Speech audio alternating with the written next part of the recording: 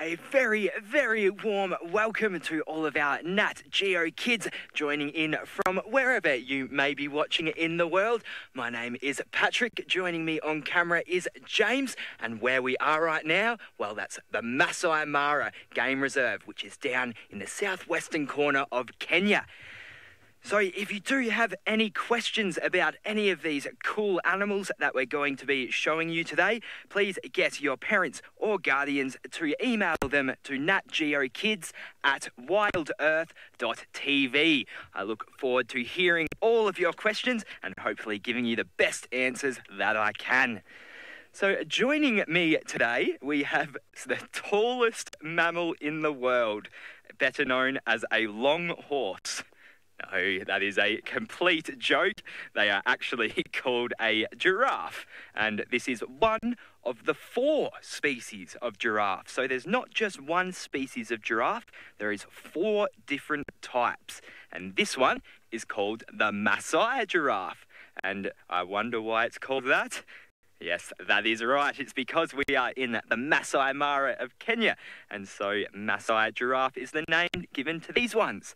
And they are actually the tallest out of all of the giraffe, and therefore they are the tallest species of land mammal in the whole world. They can reach up to 20 feet tall, which is very tall. That's about 7 meters or so. So if you're next to a wall, maybe you can see if you can jump that high.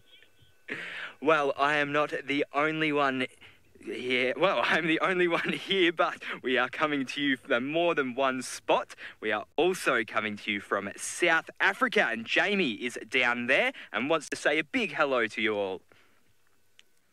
I am indeed in Djuma. A very good afternoon to all of you, because it is actually afternoon here in South Africa.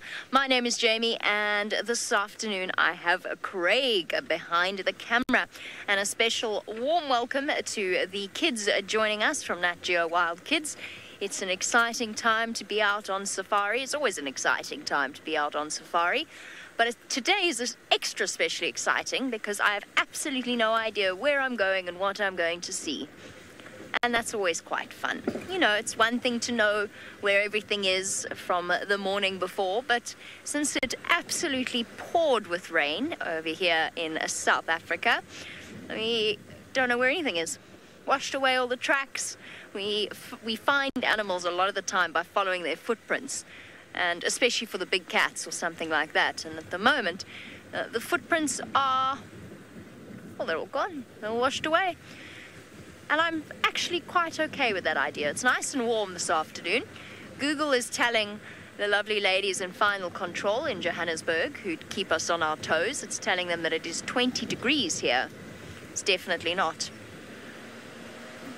Which means that it is a good time to go and check the water holes because it's nice and warm. Now, I might not have found you an animal just yet, but Rusty has managed to, so I'm going to send you across to him so he can show you what it is.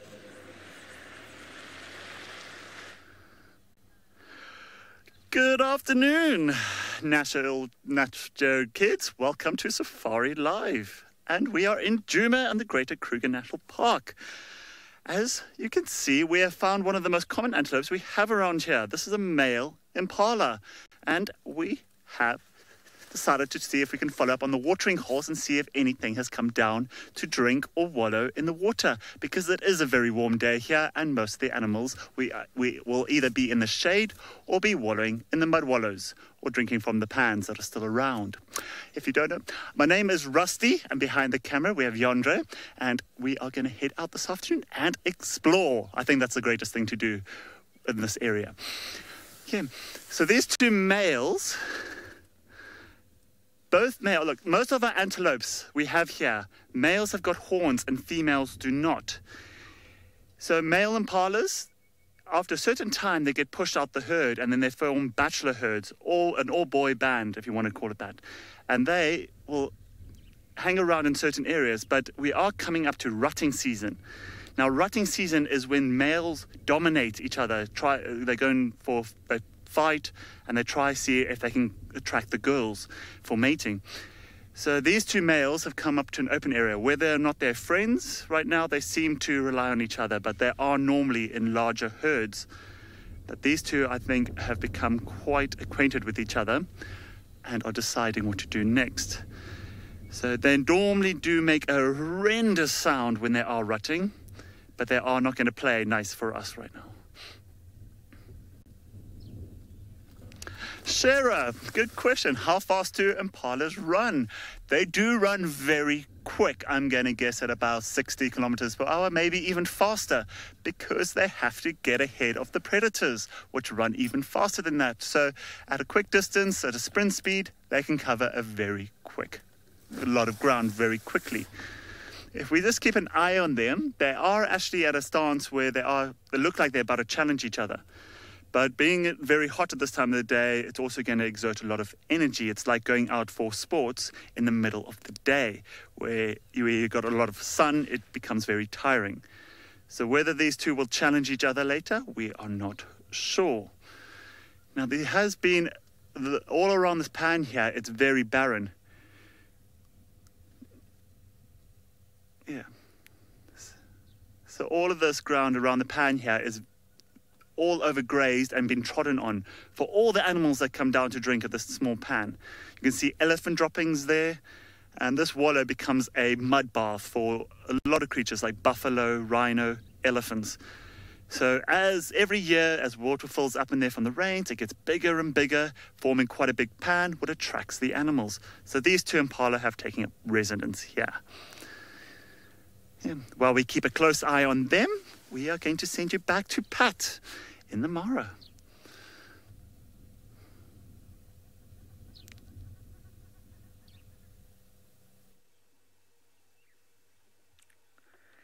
Aren't those impalas such a beautiful animal?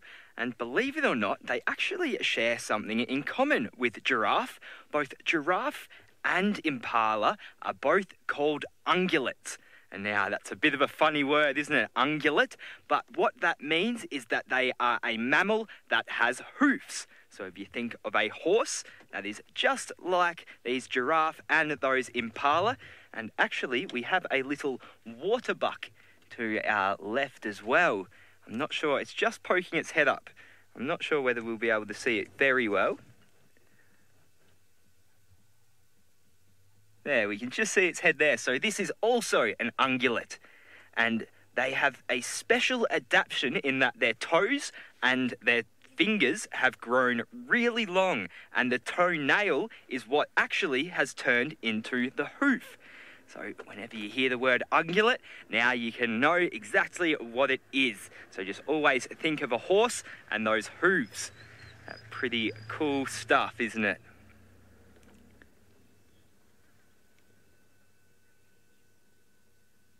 Justin wants to know why giraffe have such long tongues.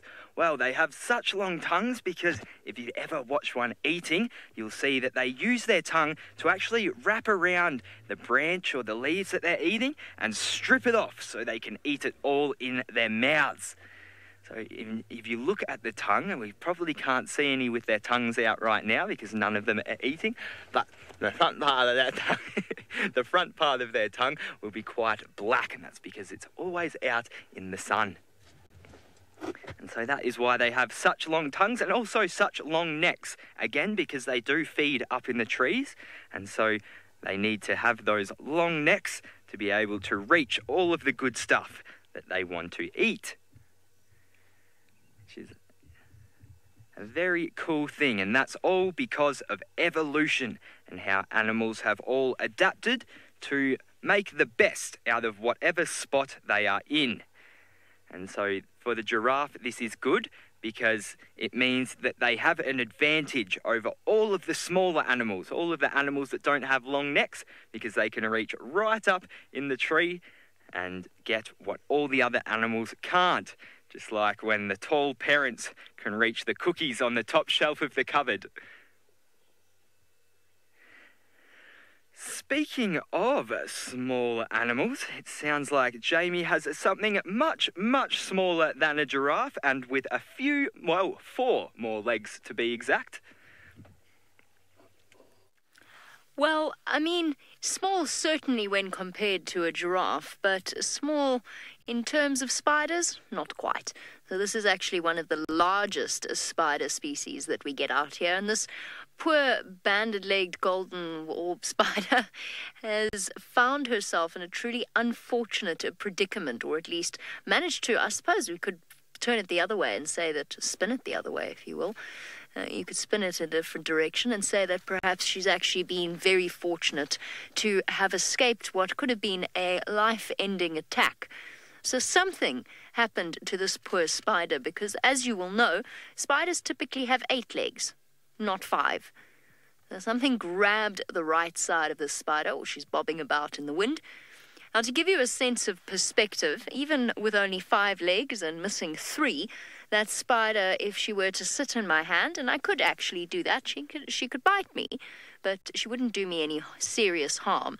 But if I were to put her in the palm of my hand, she would basically fit directly. So she's about, what I'm trying to say in a very, very bad way, in a very confusing way, is that she's around about the size of my palm, possibly a little bit bigger. So it's a very big, very brightly colored spider that we see during our summer months. And the reason that we see it during our summer months is because during summer is our rainy season, and that means that the insect life is abundant. So for her, it's the perfect time to build a massive web between the gaps in trees and to use that web to catch things like flies. So you all know that spider silk is phenomenally strong.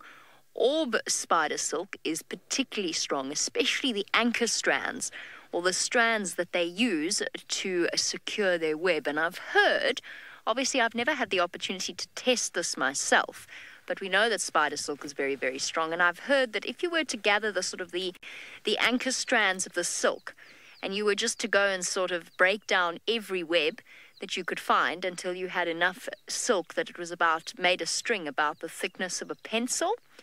I've heard that if you were able to test that, it would actually it would be strong enough to hold a plane on the ground at full speed. So it is really, really strong stuff. Now, Rosalind wants to know if golden orb spiders are dangerous, or banded orb spiders in this case. None of the orb spiders are dangerous to people. Most of the time, if you were to walk through this web, and I have done that often, and I've driven through their webs by mistake before, regularly, and I've had golden orb spiders or any orb spider species land on my lap, and they're quite inoffensive spiders. They'll try and run away immediately. But if you were to corner them, yes, they're quite big spiders, so they could bite you, and it would hurt.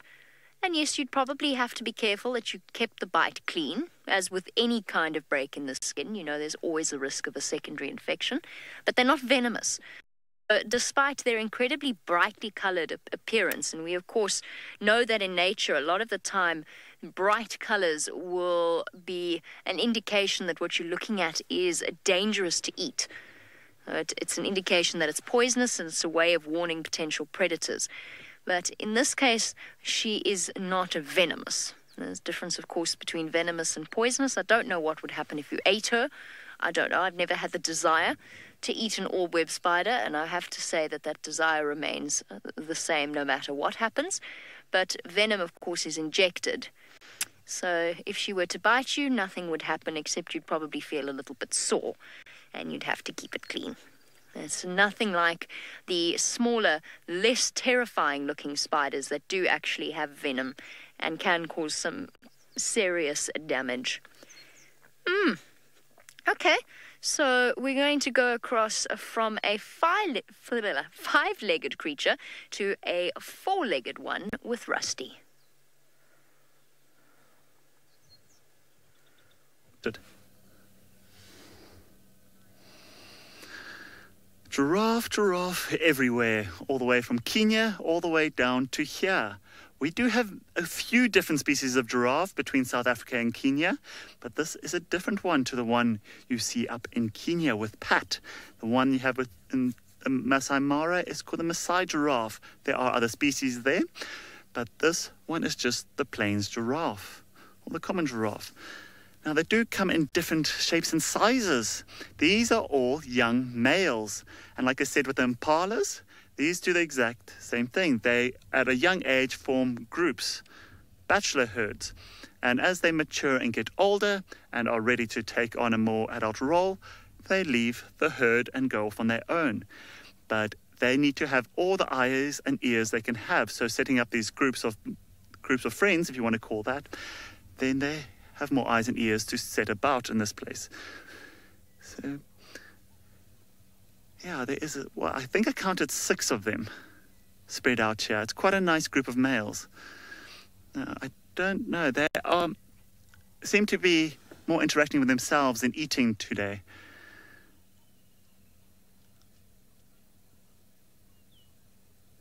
Okay. Well, we've got a very special gadget here that can show you something quite interesting about them. We're going to switch over to the infrared, to thermal. And that will show you how the temperature works with giraffe. Now, because they're so exposed to the sun, and because they're such big animals, they can't hide in the shade as easily as most animals do. So they have to be able to regulate the temperatures. So each part of the body is almost like a solar panel that's got a thermoregulator on it. And then you can see the difference in where the patches are to even where the light shape around the patches, how it shows how they can change temperature. Lily, good. They do look very calm. I think because they can see at a great distance from this great height, and they can see things coming, they don't feel very threatened. And I'm hoping they're not threatened by us. From this distance, they seem very relaxed, but we did come around the corner and gave them a bit of a fright, and they ran off. But they seem very relaxed now. I am going to follow them for a bit.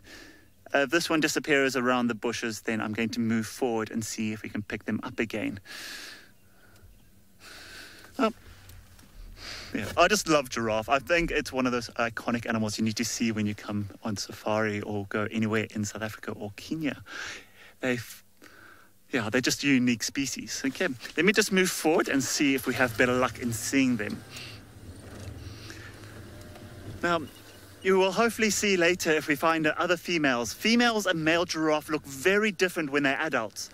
Males giraffe get to a very much bigger. They almost get a meter bigger than the females, and they get a very dark skin color compared to the females, which stay very light. So these young males look very similar to females. There we go. Lined it up. These young males can be confused with females with their light color. But as they get older, you'll see their faces almost get very lumpy as they get older, and the horns start wearing down and actually form a bald patch, like most fathers and older people, men in general, go bald as they get older. Giraffe do the same. And also with the faces get all calloused up from fighting, and their skin gets a lot darker. It's not 98% of the time you'll find male giraffes get a lot darker as they mature. They mature about, let's say, 10 years old. Shira, good question. What are the nodules on the head called? You caught me off guard because I cannot remember the name. I am sorry, but hold on. Yandre has actually given me a hint here. Ossicoats. Thank you very much. Ossicoats are the name of the calloused ossicoats. They are the lumps formed on the faces during maturing time. They also end up play fighting quite a bit, which also teaches them later on in life how to take on all adult males. So yeah, ossicoats is the name of all the lumps on their face. But those other pointier ones are called the horns. They do have a third one in the front that almost looks like it should be part of a unicorn horn, but it's not. It doesn't get much bigger than that, but it does protrude more out as they get older. Now, I don't know if you've watched other programs of little baby giraffe when they are born. They are They're very comical to watch with their long legs, but they can almost stand underneath the mother's tummy when they're born, and then they grow very quickly in the first 2 weeks, and then they end up being put into nurseries if there's other small ones around with a nanny that looks after them. So it is very nice when you come around the corner, you see all these like 7 or 8 little ones being looked after by a nanny. And if they go off running, the mothers are never far away, so they can at least watch the kids at a distance. If they hear the kids running around with those long necks, they can see a very far distance, and they can always see one another. They're never alone. So it is quite nice. More success rate of them surviving to an adulthood. So this one is browsing on a tree that they actually love. It's actually, we can even eat that tree if I can actually look at it. I need to use my binoculars. Yes, that is called a buffalo thorn, and those leaves are edible to us as well. But if they get, especially a tree like that, if they get fed, if they eat too much of it, the leaves become very bitter. The tree almost like panics because it feels like it's going to lose all its leaves. So it ends up increasing its tannins, which makes the leaves very bitter to eat. And then the giraffe at a certain time will go, okay, no, next tree, and then move on. It saves the tree. Okay. Well, we're going to stay with them. I'm going to send you back to Patrick in the Mara.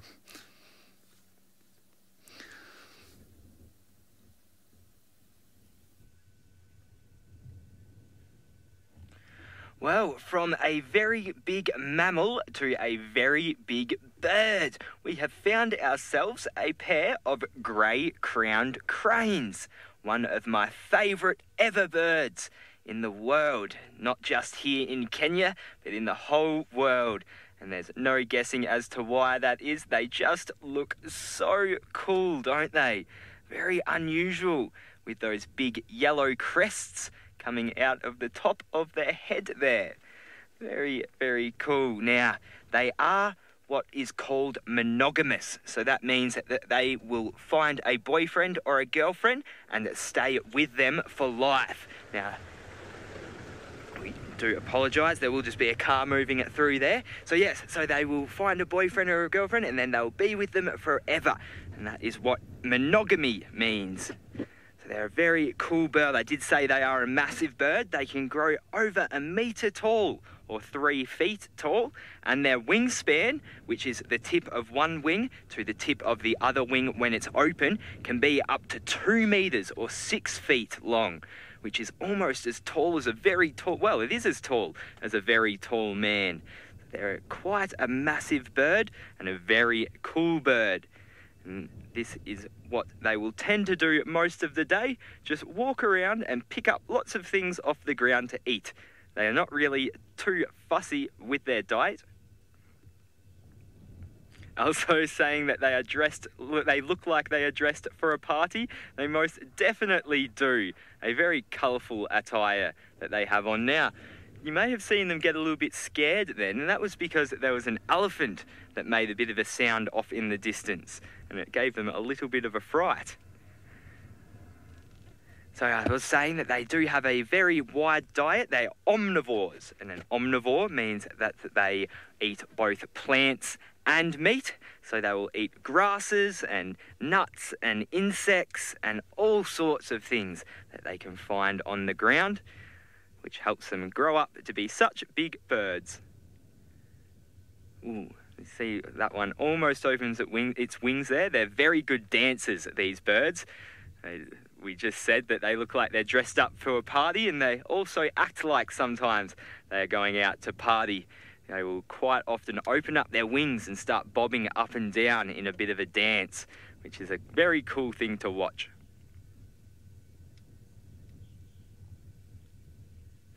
So they do spend most of their time on the ground, but unlike a lot of other cranes, they will roost up in trees as well. So you will sometimes see them sitting up in trees as well, which is very strange for cranes. Not many of the crane species do that, but these ones do. They're a unique bird in every sense of the word. most of the time we see them, they are on the ground, and we do often see them like this as well in their mating pairs, but they will also be in large flocks.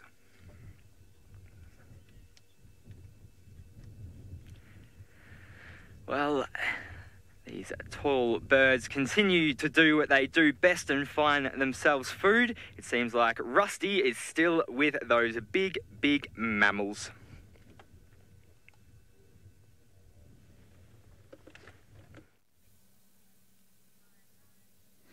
Those crowned cranes are beautiful, beautiful birds, and they do look like they're dressed up for a party. Thank you. Well, the giraffes haven't moved very far. I think they're very relaxed with us now. The one we're looking at now, you can almost, that bird you see hanging from the chin, it's not an accessory. It's actually eating, helping to keep the giraffe clean by eating the parasites. Oh, okay, it picked a parasite or a hair. So yes, it did not like that very much, but it just flew off to another one nearby. Now those birds help a great deal with how they interact with the bush. Now, as much as the giraffes are very high and very tall and they can see for a long distance, the bush here is still very thick. So the birds also help as... Sorry, I got distracted. The giraffes are looking at something more to the right here, but it actually looks like it's an older adult male coming in from the side. Now they have to be wary because most of the dominant males chase the younger bulls away, but none of these young bulls actually have any threat against that older male so I think they're just keeping an eye out. But these birds, they help because the giraffes can see a great distance. These birds also use their eyes, and they have a very particular call, a noise when they fly off that alarms everything in the area that something's around. So sometimes if you're on a bushwalk or we're walking around trying to find animals, you just have to listen for these birds. As they fly off, you can hear the alarm call, and then it's an easier way to track out down the animals. Because you can just see where they fly out from the bushes. You're like, okay, there might be some buffalo there. There might be some rhino. There might be some giraffe or even an impala. So the birds do help in helping us as well. But for them, they help in a better way in cleaning the parasites.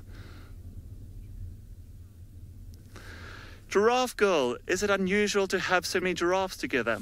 That is not unusual at all. Young giraffes like this tend to hang around in bachelor herds. It's safety in numbers. So as they, at a very young age, let's say about 3 years, 4 years of age, as they start mingling with the other herds, they will try find other young males in the area who have also been like pushed out of the herd, and they will gang up. Giraffes don't have a social system like a lot of other animals where there's not a lead male or lead female. So you end up with a lot of loose characters. Some days you'll have like 20 giraffe in a herd. Next day there'll be 5, and like the other 5 have gone, or the other 15 have gone a different direction. These males will stay together, but sometimes you'll follow them for a while, then 3 will go off a different direction. But like I said, yeah, it's eyes and ears. They are the tallest creatures we have here, and their eyes are their biggest advantage in seeing if there's any predators around. So safety in numbers. They can look literally every direction if they have more members in their group. So young males will form bachelor herds, while the females will stay with other adult females or younger females and with calves. And then the big males that loom around here, they're much darker in color and got massive faces and are a lot bigger than the females. They leave the herds and go and try find females that are in season, and they can cover some massive distances across the area here. Massive distances. Sometimes if it does happen where you get 2 males coming up to a herd and a female is in season and they want to mate, then you'll find those 2 males will end up fighting.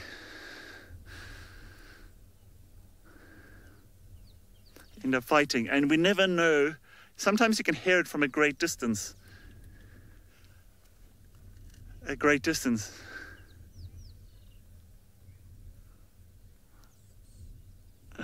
Balto, they do have very sweet faces, I agree with you.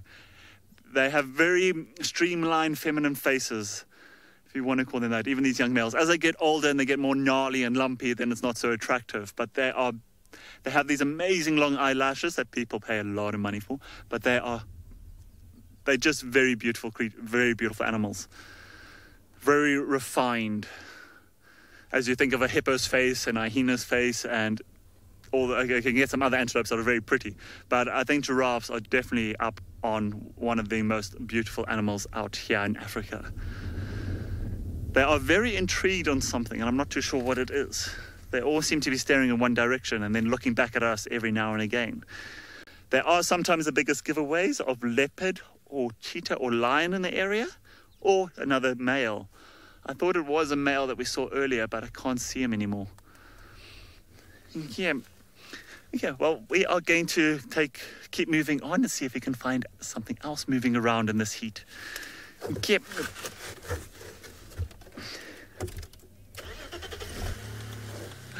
Thank you.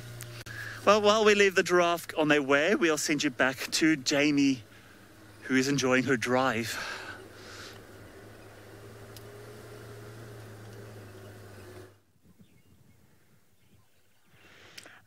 Beautifully timed. I was afraid that it was going to fly away because we actually have something very, very cute to show you. Little tiny voice there. That is a baby ground hornbill. Oh, no, it's not. What nonsense am I talking about? It's baby grey hornbill is what I was trying to say. And it's only recently fledged. Now, don't go away. I want to see you. Shame. And Mom is sitting somewhere in the trees back there, Mom and Dad. And this little one hasn't quite... Craig, if I put you in that hole there... Is that... his head's sort of there. There we go. You can sort of see him through there. I don't want to backlight him too much because the sun's quite harsh. But you can see there's still fluffy little downy feathers around the top of its head. But the giveaway is that little beak. So the adult hornbills have a very, very large beak, hence their name. It is probably about double that size. It extends further away from their face and with a much sort of broader bill. Now this one is still a fledgling and reliant upon both parents to keep it well fed. And hornbills, like most baby birds, are very vocal about their appetites. So when they're hungry, they do lots and lots of begging. They sort of do a screeching sound. I can hear the adults in the back. They make the most beautiful sound. It's sort of...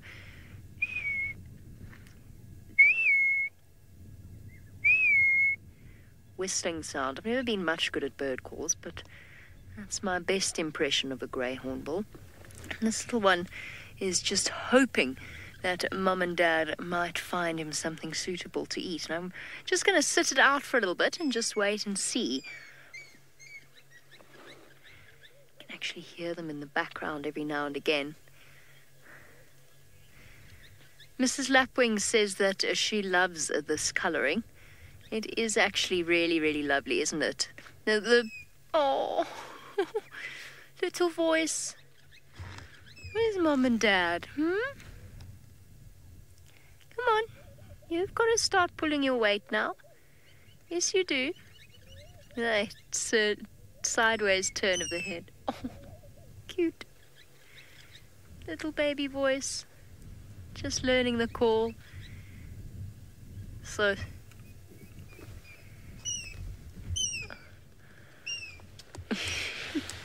Sweet.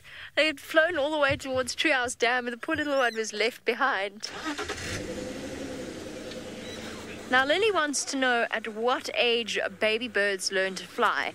Look, it's species dependent, of course, as with most birds, but birds, or as with most things, but birds are one of those creatures that the babies develop very, very, very quickly. They have to. It is essential for their survival, even if it's not, even if there's no urgency for them to migrate or something like that. They do have to become independent much faster than something like, say, a lion or a hyena or a leopard or an elephant. So it's somewhere around about between a month and 40 days, maybe for some of the bigger bird species that can be a bit longer, before they learn to flap around. They have to learn to fly. The instinct is there, but they do have to learn. So they get fledged at around about that point. And then they have to practice, and they're not necessarily very good at it in the beginning, and they flop around and they're not. Now, for birds of prey, that process might be a bit longer. The parents keep them in the nest for a bit longer. They've got to grow more. They've got bigger feathers to grow, so it might take more in the way of resources and time. And of course, as you know, the big difference between learning to fly and becoming an adult. So that difference is very marked with something like a bird of prey, for battaliers being the easiest example because of the striking difference in their plumage that marks their graduation from a juvenile to an adult. And that takes about 7-8 years before a young battalier gets its adult plumage. But it can fly much, much quicker than that. And I think it would probably find that it can fly within 2 months or so. All right, I'm going to go off in search of something exciting to find you. I might pop around to Chitwa. We'll see how I feel while I do that. Off you go across to Rusty, who's excited to tell you more entertaining things.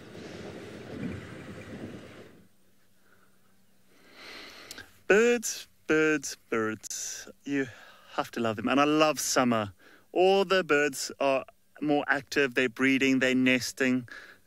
And they are making the most amazing sounds in the morning where their voices are heard, even before the sun rises. Some birds are louder than others. Some we don't want around. Some we love to follow.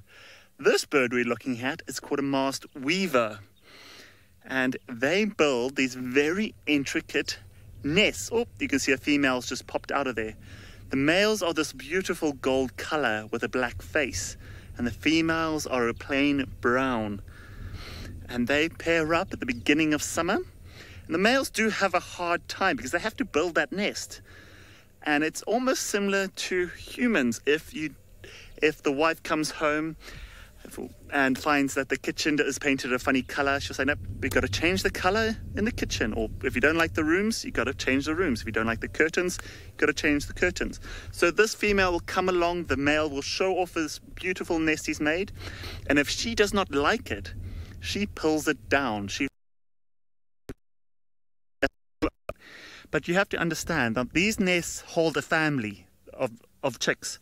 So they go through, if there's a big storm here, that nest gets thrown about a lot. So there has to be a very secure, strong nest, even for that family. So the female bird has to really make sure that the nest is 100% and that the male knows how to build a very strong nest. So it is fair enough for her. Now it is coming to the end of summer, and I think they're actually finishing off raising their last chicks for the season. Linda, I agree with you. That is a very beautiful nest. They almost look like Christmas decorations, and if they are very well built, they last all through winter and even into the new summer next year. You'll even still find them standing there or still attached to the tree. If an elephant doesn't come past and eat at that tree, that nest should last a long time. It's a very intricate nest. Now, if you talk about weavers and nests, we've got many different species of weaver. This one makes a beautiful round nest with a hole underneath and a little cup where it goes into to lay the eggs, while others make this messy tanglement of twigs that look like it's going to be blown apart, but somehow they seem to hold together. Others make what you call like an apartment block of nests, where there's a couple of different couples that live inside them, but they're all weaver related. Weaver being they weave nests. So they are very particular about nesting material, and it's normally quite fresh material they use. So they end up using a lot of reeds. So often you'll find this spot here, they often build where you find a branch that overhangs over a watering hole. Now, it's a couple of different reasons for that being is they need that space, they need that safety, because being with water all around the base of the tree, not a lot of predators can go up there, like they said, the monitor lizard, the legavon. He likes to raid the nests, snakes as well, but these also will like to swim and even go up and see if they can raid the nest. But then as they are around the watering hole, they're always at the nesting site in the tree. They always put the nest right at the tip of the thinnest branches. Although it has to be strong, being at the tip of the thinnest branches, it makes it very hard for a lot of predators to get there, like snakes and monitor lizards. But being around water, it stops a lot of other creatures from getting there and raiding the nest.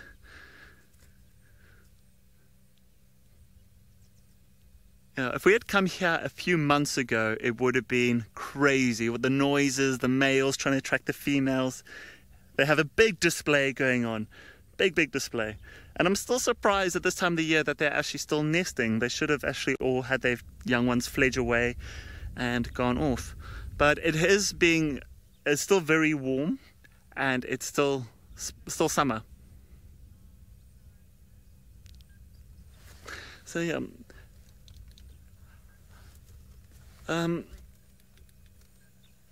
You'll see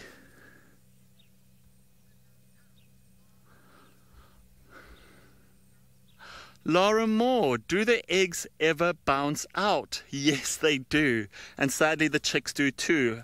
It's normally after a very bad storm or a very windy day when the nest is flicked about in all different directions.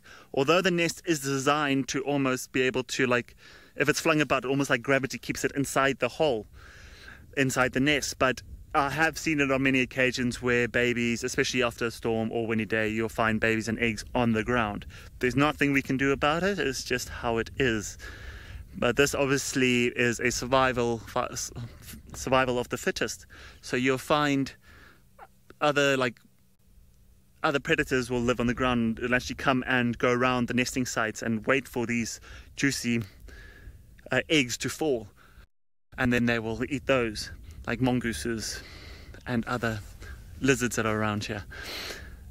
So they are a family of red-billed quelea flying off. They are another part of a family which only eats seeds. Thank you. Well, it's a great watch and building the nest. But I think they've done building and they've just got a family, and they are coming to the end of their breeding season. Okay, we're going to watch him for a bit longer, but I'm going to send you over to Pat in the Mara.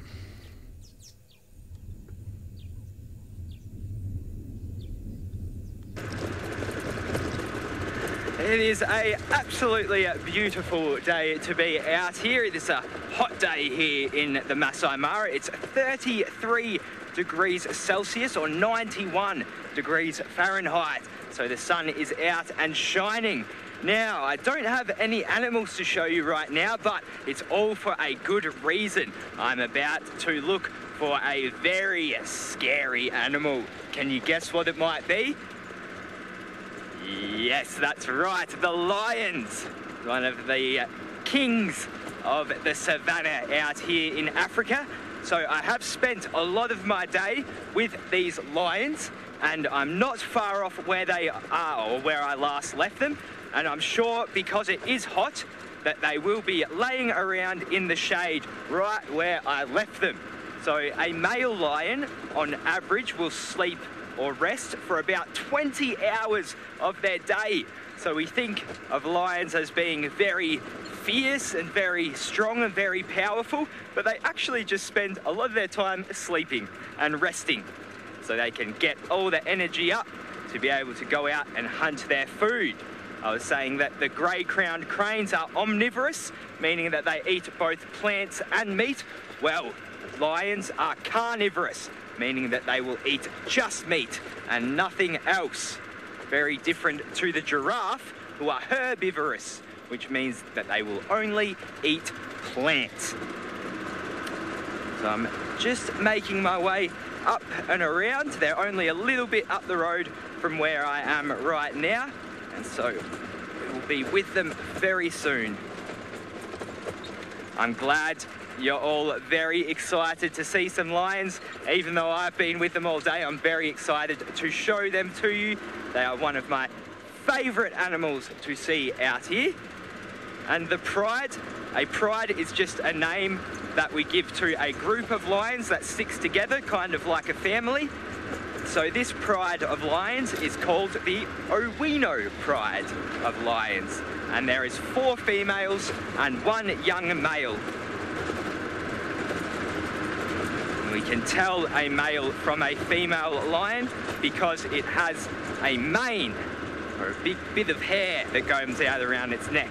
Now in this one that we will see soon, it's only very short and small because the mane grows with the lion. Well, I'm going to make my way over to these lions. I'm determined to show them to you.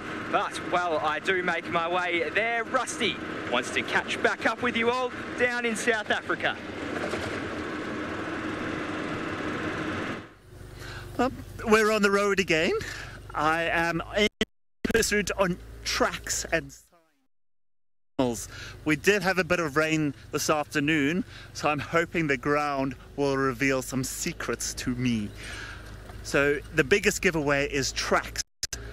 Tracks are obviously they will stand out more to me, not so much to you, but we have our eyes on the road, and Yonjo is in the back is apparently a very expert tracker, which I didn't know about, but he's got to put his money where his mouth is.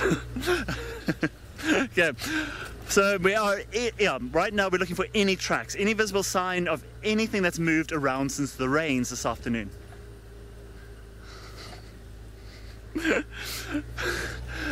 So yes, we are going to see what has been moving around, left or right.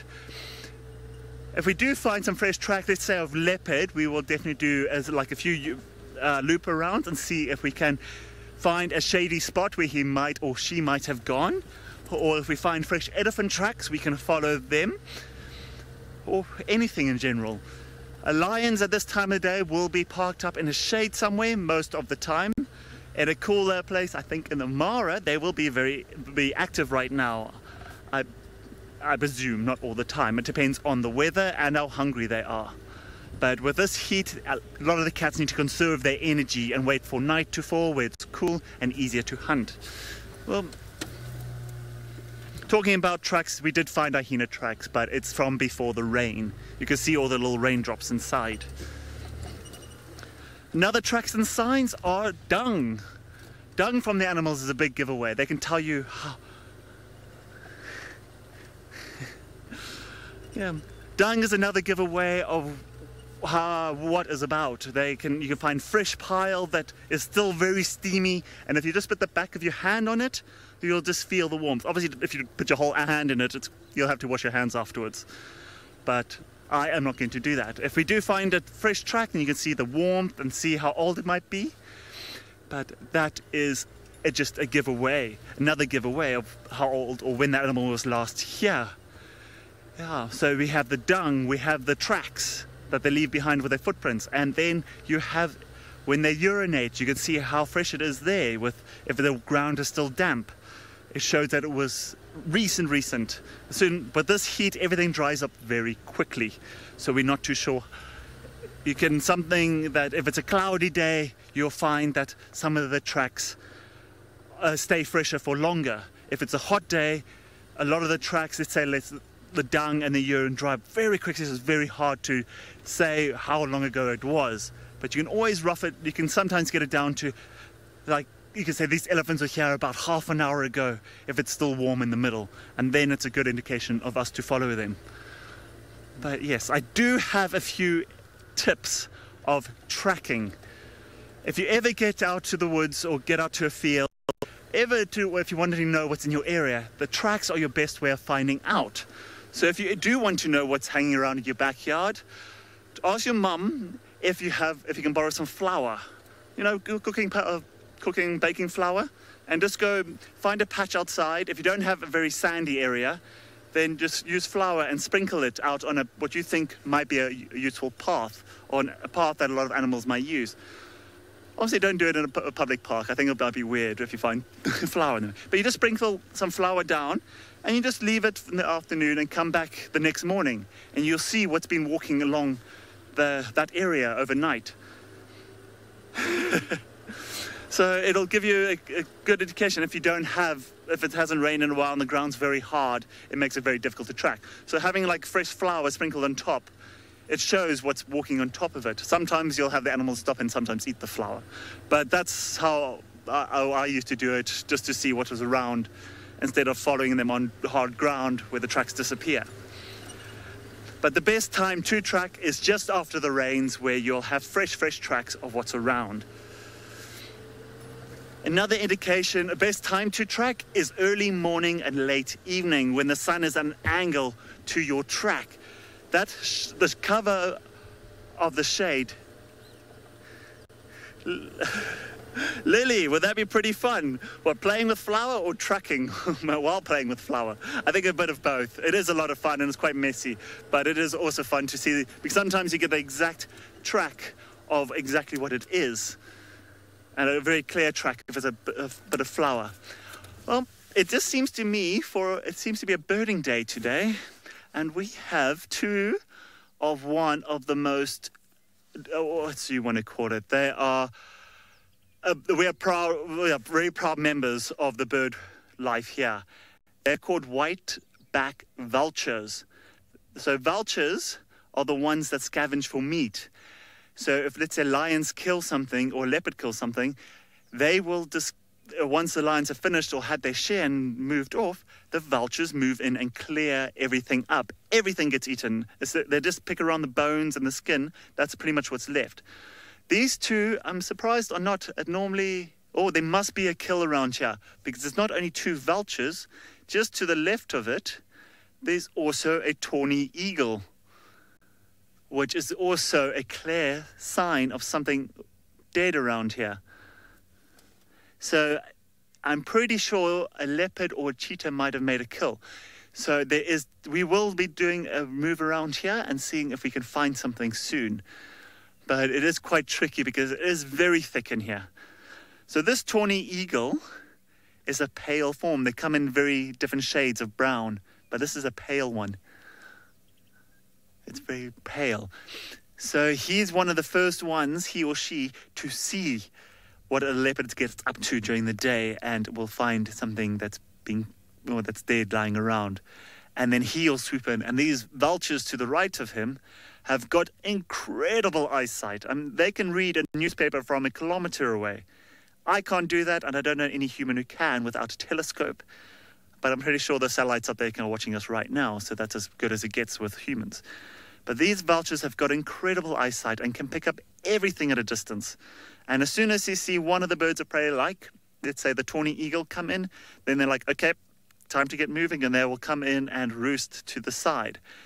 So it's a very good indication showing that they are still on the perch, means whatever is being killed around here, or whether there is a leopard or cheetah or lion, it means that that animal is still around and still feeding on whatever is here. It's only when the leopard or lions leave, then the vultures and tawny will go down and devour what is left. That will lure the hyenas in as well. So I'm going to go investigate further and see what's been happening. I'm going to send you back to Jamie.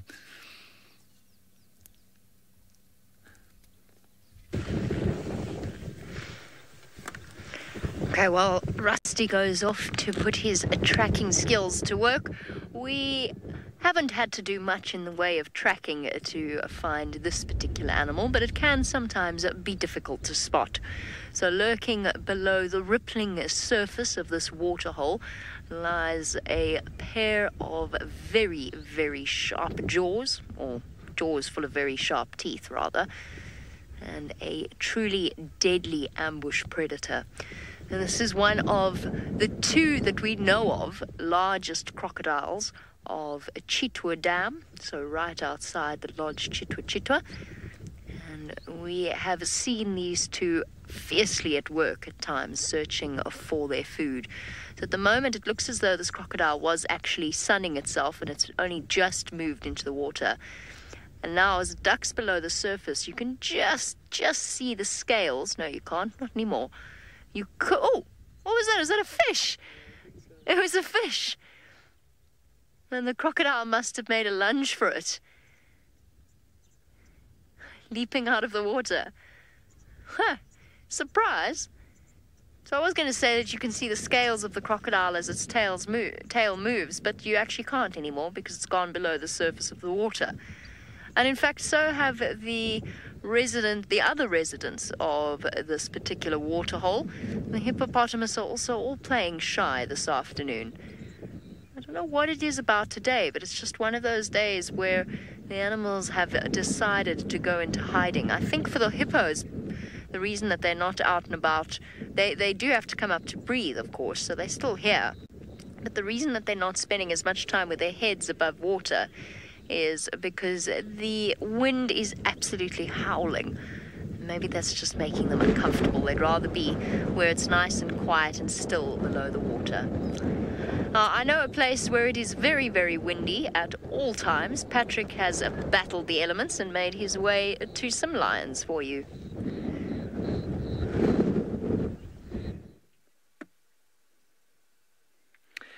Yes, it's not very windy here at all today. It's quite hot to be exact, and that is why these lions are lying very flat in the grass here. So I did promise you lions, but I did also say that they may very well be sleeping and resting in the hot sun, and that is exactly what they are doing. Now we can see this one here, just at the top of its head there, we can just see a little bit of a mane, although it is making it a little bit difficult in this long grass.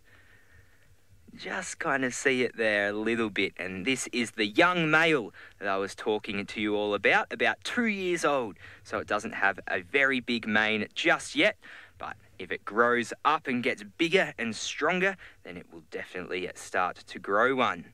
And this one, you can see there is no mane there at all. And that means that it must be a girl. Sometimes the boys won't have a mane, but that's only when they're very young. So when they start to get older, you can tell the difference between the two just by looking at their neck and whether there is a bit of hair there or not. Now, you probably wouldn't guess it, but there's actually 3 lions in this long grass here. 2 of them girls and 1 of them boys, and they are, as I said, the Owino pride. Sweet History says it looks like a painting. Well, I could get my eye out and start drawing now, but I don't think it would be appropriate. It might take a bit longer. So it is nice to be out here with these lions. I think the rest of the pride is a little bit up ahead of me, but I will stay with these ones right now. And we can see that they are breathing very fast. Oh, one's rolling over onto its belly there. Oh, there we go. Now we can get a good look at that male and his mane there. We can see they're breathing very fast, and that's for 2 reasons. They have just eaten a meal, and it is very hot. And so if you've ever seen your dog after eating, or your dog in a hot day, you'll notice that they start to pant and breathe a bit heavier. And so will these lions, who are actually more closely related, well, very closely related to cats rather than dogs.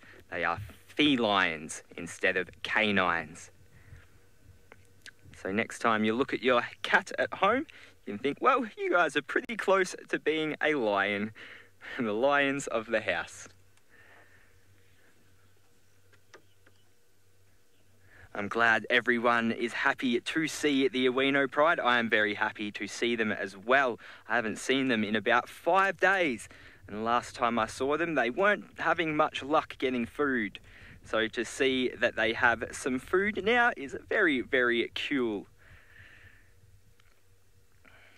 Resting peacefully, very peacefully right now. You can see just a little flicker of the tail just to keep all of those insects away. Stuart, yes, it is hot. We are very close to the equator and also very high up in terms of altitude, almost 2 kilometres or 1 mile up. And we are also in the middle of an equinox, or at the end of an equinox, which is when the middle of the sun lines up with the equator. So we've been having very, very hot days at the moment, but not to worry, we love it out here, and it's much better than having it pouring down with rain. Wow, what a lovely, lovely sunny day it has been. Very, very happy that we were able to show you a real wide range of animals, from birds to lions to giraffe, all of the ungulates, the whole range. So thank you all very much for joining and sending in all of your questions. I hope that you all will leave today's drive feeling a little bit more knowledgeable and a little bit smarter. Hope to see you here this time next week for another Nat Geo Kids Drive.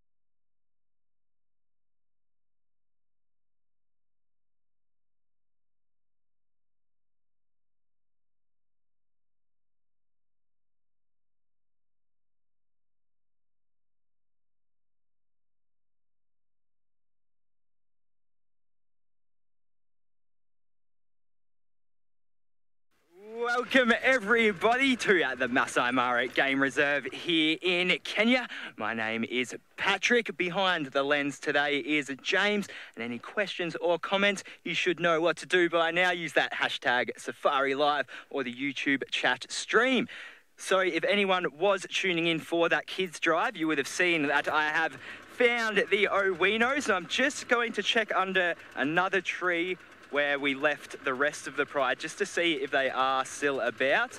But no, I can see now it's not. But never to fret, I will turn around and we can show you the rest of the pride. And also, it was very exciting to me to hear this morning that they got a giraffe. So they managed to bring down one. Obviously, I couldn't mention that in the kids drive or show that, but now that we have all of you big kids on board, I can show you what I like. So just coming back,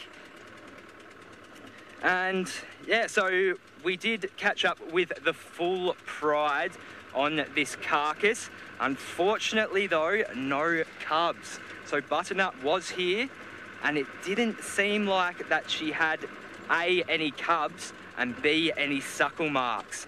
So last few times I've seen her, she went from having 3 cubs to 1 cub, and then I saw her cubless when she was out hunting with the rest of the pride, which was pretty expected to see. But now that they have been here the whole day and there is no signs of cubs, yeah, it's pretty disheartening and quite sad. And I'm suspecting it's that male lion that we've seen hanging around the Owino's territory for the last 5 days or so. I mean, this is only speculation. No one knows for sure what has happened to these cubs. But yes, just the fact that there has been males hanging around their territory, and we do know that they will kill cubs that aren't theirs to force the female back into estrus. And so, yeah, that's, I'm just putting 2 and 2 together here. But, I mean, if we want to look at it glass half full, hopefully if she does come back into estrus, she does get pregnant again. But, yeah, I mean, only time will tell. Now, I can't actually tell who these lions are at the moment. It's quite hard to difficult. It's quite hard to difficult, isn't it? So hard to difficult. It's so hard to distinguish who is who when all we can see is the belly and the backs. Well, we know that the one on the end is the male, the young male. But as for the other two, I'm not sure. We actually had a little bit of a division earlier on when we were with the carcass. which is just here in front of me, actually.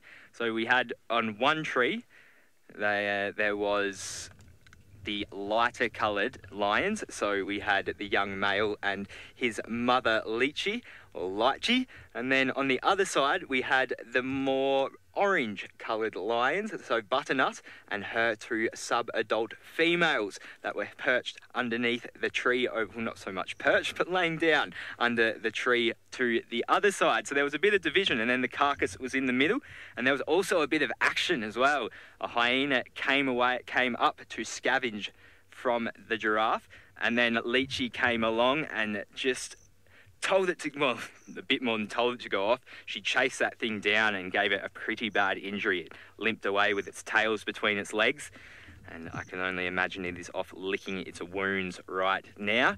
But anyway, in case any more events do happen, which I'm pretty certain they will as the day it starts to wind down, I am going to stay with this carcass, and hopefully we can see a few more battles. Can't talk properly today. A few more battles, and yeah, we'll just see what happens.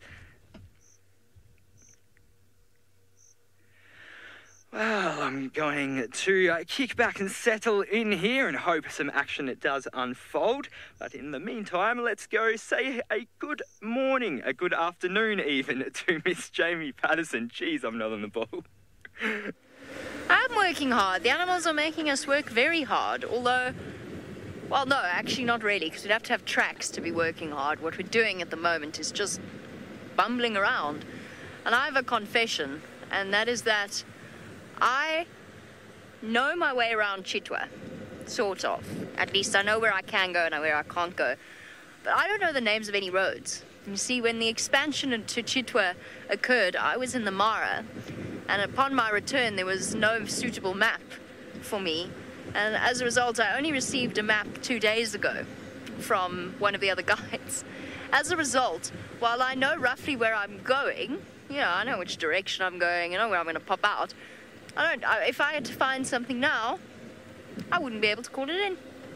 I'm looking for Kuchava, or at least looking for some sort of sign of Kuchava. She was seen at Chitwa Dam yesterday, which we didn't know about until last night. So she was around here. I just thought, well, why not have a sniff around? I don't have any other leads. Rusty's checking around all the drainages of Djuma. So we're going to meander this way. Let's see if we can make it all the way to Cheetah Plains driveway, and then, well, where we used to go into Cheetah Plains, because that's the driveway, or that's the boundary of Chitwa. A pleasant afternoon drive indeed is exactly what I feel like. This is a very large four-way stop. Because otherwise, everything's been very devoid of life. Even the hippos have been... I don't know what the word would have been. Lethargic, really. They weren't even popping up above the surface of the water at Chitwa Dam. I was sort of hoping we might see some ellies as well. I feel as though what we've really lacked this summer, and it's a product of the fact that there's actually been... Although there's been rain, it's not been sufficient to make up for the last 3 years of dry.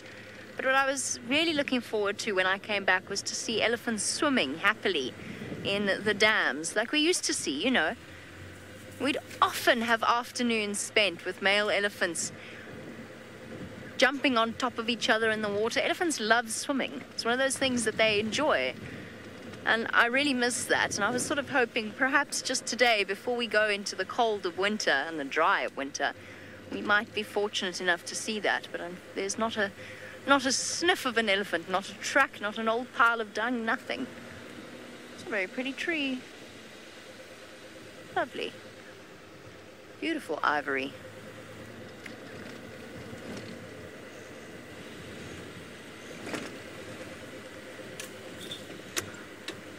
Alright, well, I mean, since I don't have much to tell you apart from the fact that I'm still searching, Pat, you're going to do a marvellous job this afternoon of holding the fort.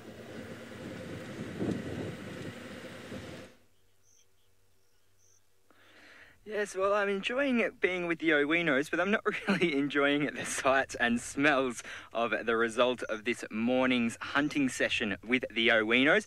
So I wasn't, unfortunately, there to see the kill, but I have heard that they actually did take this giraffe down by themselves. So as kind of gruesome and unsettling that is to hear about the giraffe, it's also quite good news to hear that they have made a kill and now are lying down with some very, very fat tums at the moment. So if anyone remembers last week's events, there was quite a few failed attempts by the Owino Pride to get themselves a feed, and I was starting to get a bit worried about the condition of Butternut.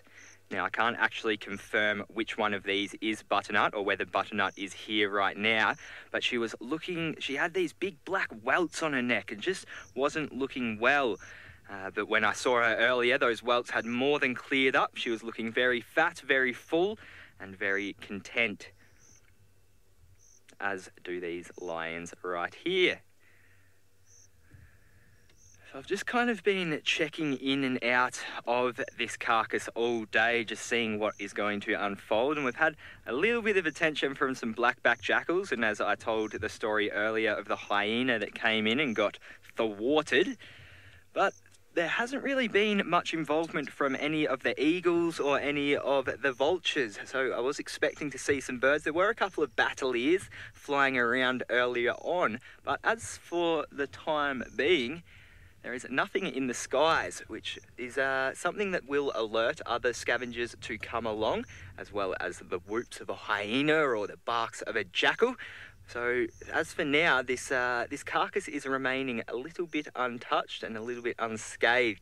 But as the night progresses, we can hope that changes.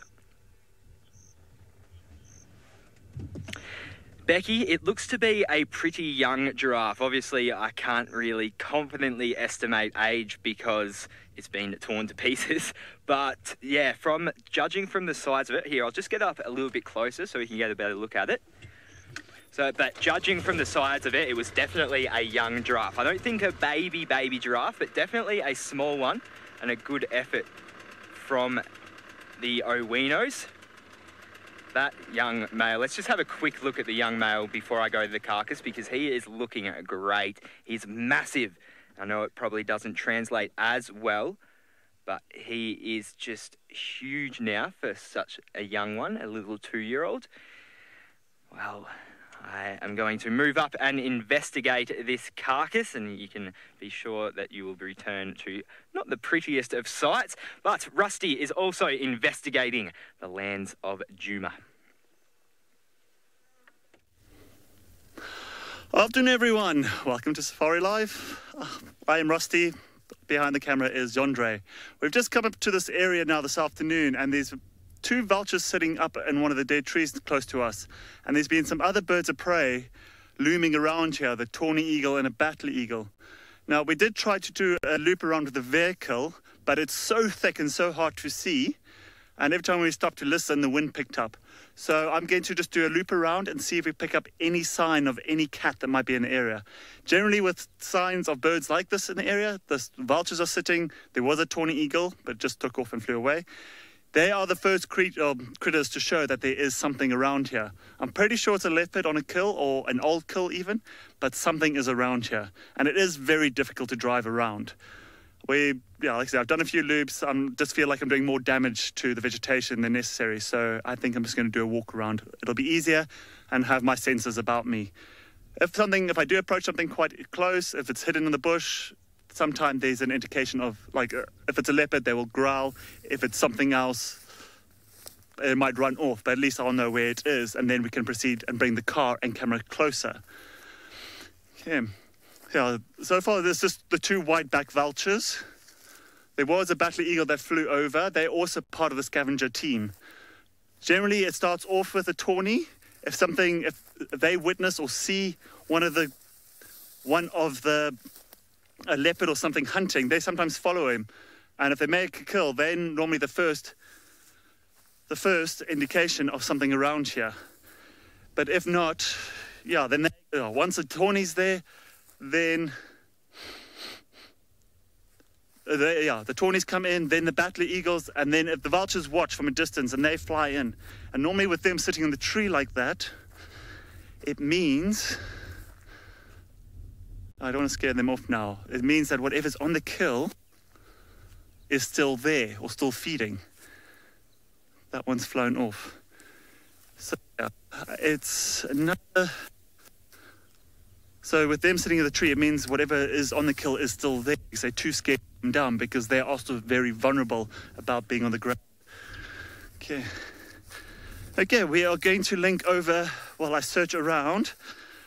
We're going to send you over to another friend who is searching for the wild animals out there.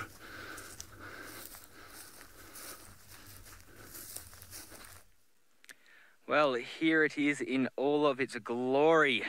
The giraffe in question, looking very opened up right now. So the lions have definitely gotten in there. When I was watching Lychee feed on it earlier, she had her head right in there. And there's still a little bit of meat left on it. It's not completely devoured yet, and that is why I think the Owinos are guarding it and have been guarding it all day, because there is still potential for a little bit of a feed there. Now, as to where the other two of these females have gotten to, I actually do not know. As I said earlier, they were kind of on this tree over here, but I don't know where they've moved off to. So I might go for a little bit of a scout around later and see if I can pick back up on them, because there is potential that one of them could be butternut, and I am very invested in her story right now as to whether she actually does have cubs somewhere around. The den, actually, that we first found her with her cubs at is just over the road there. So I've checked that den many times. I don't think they will be there, or it would be there if they are still around, but it is worth going in and checking that area anyway if I can't successfully identify one of these lions as a butternut. So I will move it back around just to see if we can get a better look at them.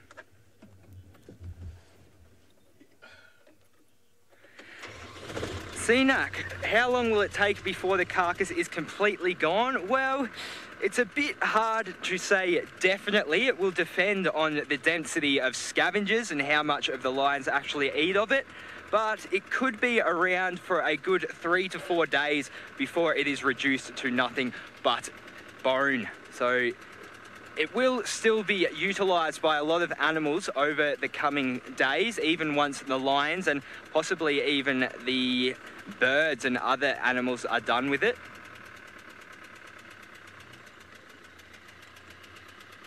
Okay, Giraffe Girl wants to help age the giraffe, so I'll just get in position so we can look at it a bit better. Whew, now I'm downwind from it. It's definitely not the most pleasant smell in the world. So here we go. Let's have a look at it from this top angle here. Whew.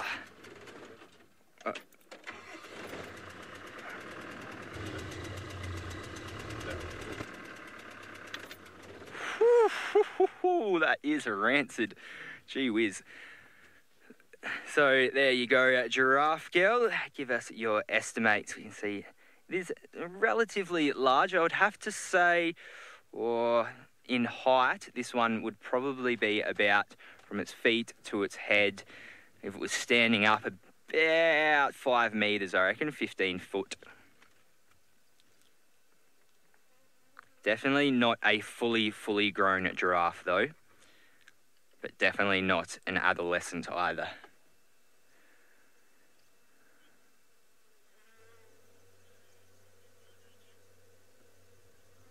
Clarky Stash is saying he's surprised that there aren't any jackals. So am I. There was one earlier. It did manage to get itself a nice little feed, actually. It just snuck in when the lions were kind of at their most lazy or at their most sleepy. So it was when they were very flat under the shade of a tree and they were very unsuspecting. The jackal just snuck on in, got a little piece, and then it snuck back on out without causing any trouble or raising any suspicion. The hyena that came after that though, and not so much. And I have just every now and again, I just see a little hyena head pop up in the long grass and then kind of goes away. So the lions are right here. I'll just show you how close the lions are. So that's the carcass there, and then the lions are just to the right of me over here. And so that's probably be about 15 metres, 45 to 50 feet. So Giraffe Girl is saying that she's not 100% certain on the age. It is a little bit hard to tell when it is so mangled and broken up. But yeah, thanks for trying anyway. So anyway, as I said, I'm just going to go back around to these lions and see if I can get a proper ID on what two females we have here.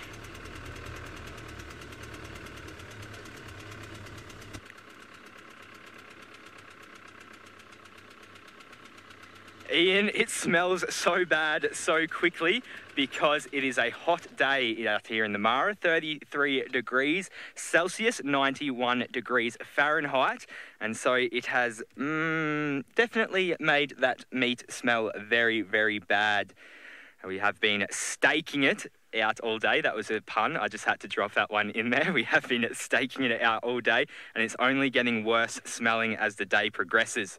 So if anyone wants to know about the smell, just get a chunk of meat on a hot day, put it on a table out in the sun, and then go and sniff it at the end of the day and tell me how it smells. That's pretty similar to what I am getting right now, although we have moved out of the wind a little bit, so it is a bit more pleasant to breathe in through my nostrils at the moment. So, so good to be with the Owino Pride again. It's been 6 days, five or 6 days since I've seen them last, and if anyone has been following me along, you would know that I was getting a little bit worried as to their whereabouts. So to be told that they were here with a giraffe kill this morning was very good news. Very good news indeed. Been really just falling in love with this pride, the underdog pride, they are sometimes known as. I'm just going to sit here and enjoy my quality family time. Seems like Jamie is still trying to find her way around Chitwa.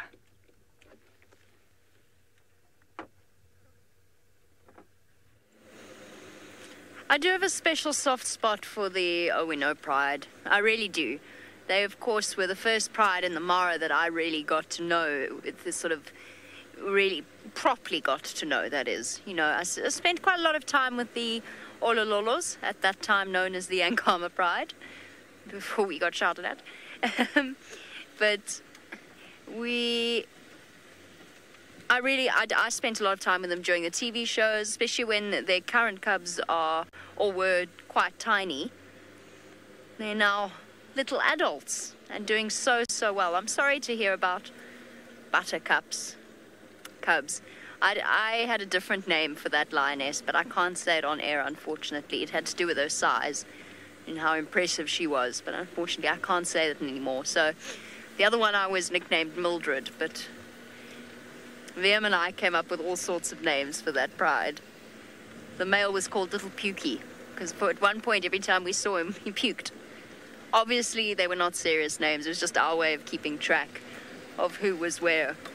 Now, the reason I'm where I am, which is on a road that is barely a road, is because I'm checking the fire break off Garu Main. Because I found some female leopard tracks that are... It's difficult on the main road to tell exactly how fresh they are. I'm guessing they were from this morning.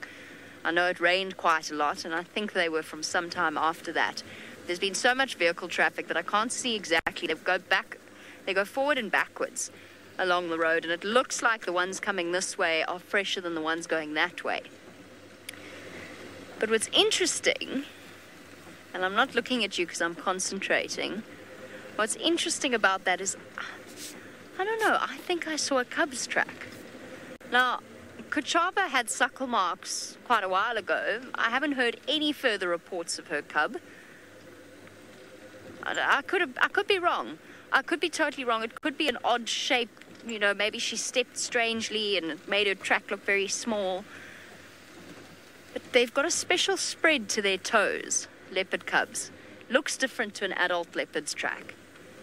I mean, I don't want to get anyone's hopes up because I've heard absolutely nothing about a cub or anything like that, so I could have made a mistake. It's thick sand, it's awkward on a main road, but tracks up and down, yes, I know. Emma says too late, I know. I'm just checking, you know. It's really quite difficult at the moment to find tracks on a road like this. So I'm really just hoping we get lucky, we bump into her, because I know just when I came back from leave, Taylor was spending a lot of time with Kuchava in this area. You never know. I think I've passed where the tracks were. This is all hyena, hyena, hyena, hyena.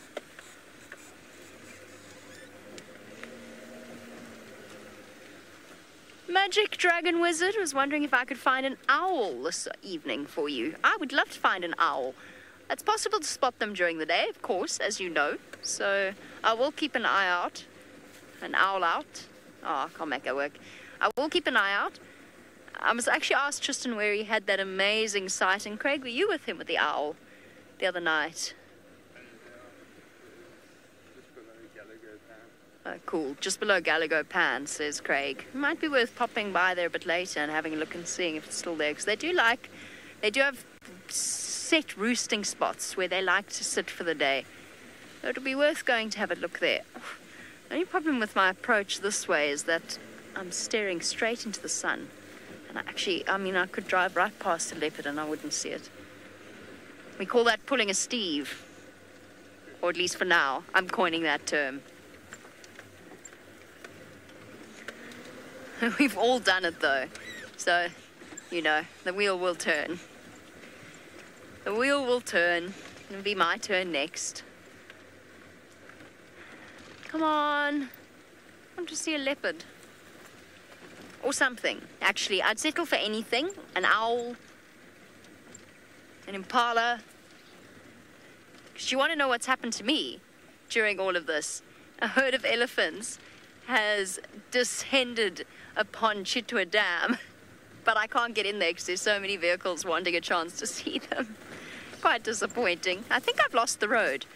And while I try and find where I think the road should be, off you go across to Rusty, who hopefully has been more successful than I have in his tracking endeavours. Well, I wish Jamie all the luck this afternoon. She will find something. I don't doubt it. We still have a few hours left. My luck was not the same. I think it was pretty much actually the same as Jamie's right now. I did try and follow up on what that might have been, with the vulture sitting in the tree and the tawny eagle in the same area. But I did a loop around the block a few times, walking, just to see if I could hear anything or smell anything, or even see a drag mark, but I got nothing.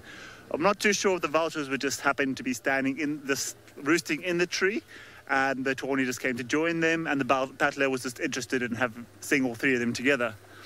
But I haven't convinced myself properly, but I'm pretty sure something is there. I just could not find it. My tracking skills is not the best when the bush is so thick like this. And of course, wandering the bush on your own is not the smartest idea out here. So yeah,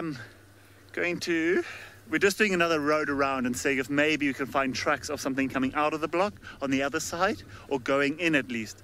There's two water spots close by.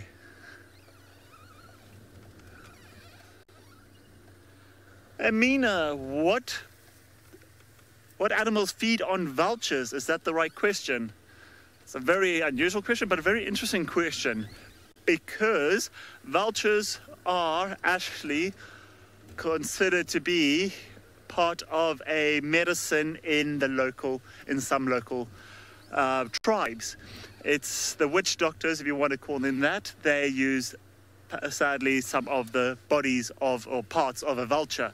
So humans are a big problem when it comes to the amount of vultures in the area. But yes, I have seen vultures that have been eaten, mostly, or not exactly eaten by lion, but killed by lion, because obviously if they come down to eat on a carcass and the lions have gone off for a drink and they've come back and found these vultures sitting on the kill, they just run up and chase them.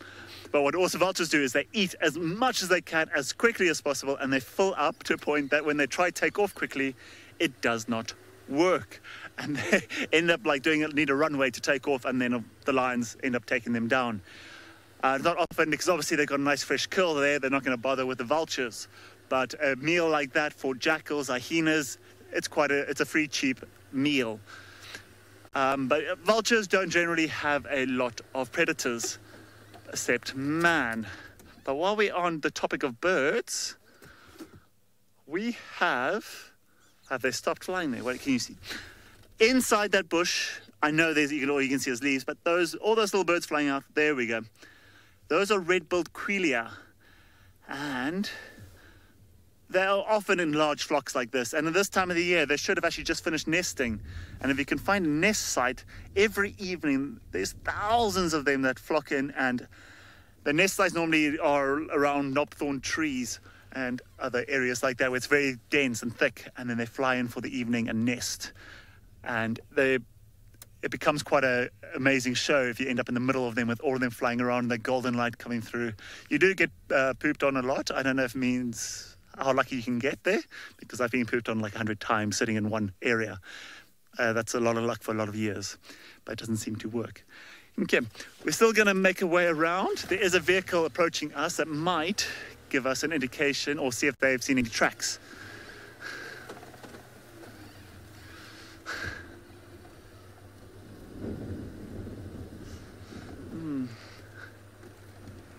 I think we might be looking for the same thing. So yeah, my guess it is a leopard on a kill somewhere around here, or it could just be that they are tracking. Oh. Co-cider.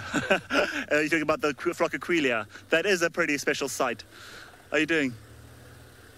Okay, we will let you go back to the Mara with Pat, who's got a pride of lions. How are you doing? Good, thanks.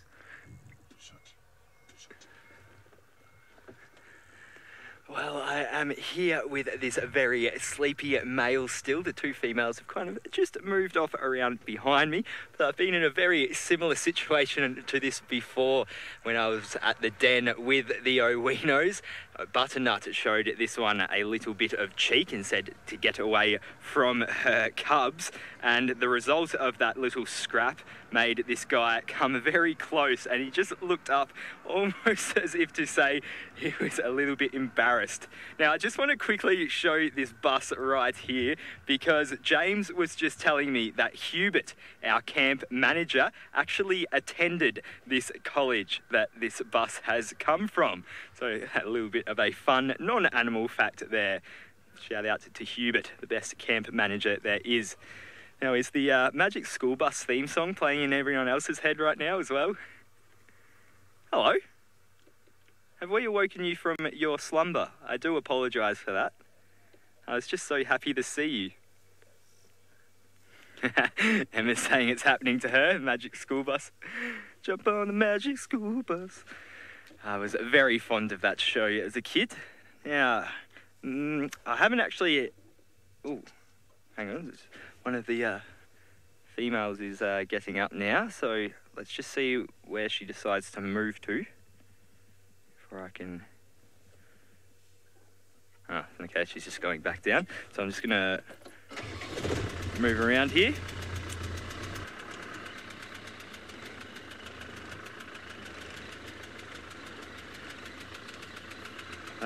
Why are you always in long grass, lions?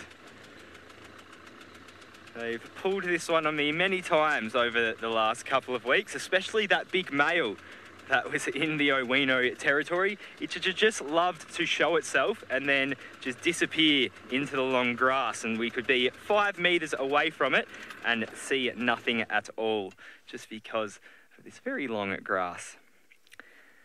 So looking at this one here, you're just not gonna... This one looks like it might actually be butternut. It is a little bit bigger than the one that is on just in front of me here. And I'm not seeing any ridges on the nose, so that cancels out the ridge nose female. And it's definitely that butternutty colour. It's not the kind of whitish coat that Lychee does have. But it is quite cool to see that Lychee is quite white, and then her son, the male lion, is also quite white, and then also his sister, who unfortunately didn't make it, she was also quite light as well. So there's definitely some sort of gene, maybe a recessive gene there. Everybody's loving seeing the sleepy Owinos. It's, yeah, even though they are a bit flat, it is great. And as I said, the sun is starting to set a little bit now over the Mara, and things will start to cool down, which will hopefully bring out some scavengers and initiate a little bit of action. Laura, we haven't confirmed that Butternut's cubs are gone. I can pretty confidently say that that two are definitely gone, but it's not 100% confirmed. When I did see her earlier, there wasn't any suckle marks though, which is a bad sign.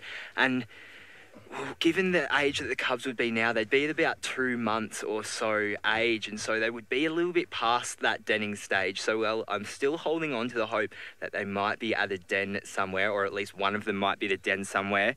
They're kind of now at the stage where if they were to be with the pride, they would be a bit more mobile, which is another disheartening fact. So all the signs are pointing to the cubs being gone, but that is not 100% confirmed yet. Time will only tell. Now looking... Oh, no, sorry.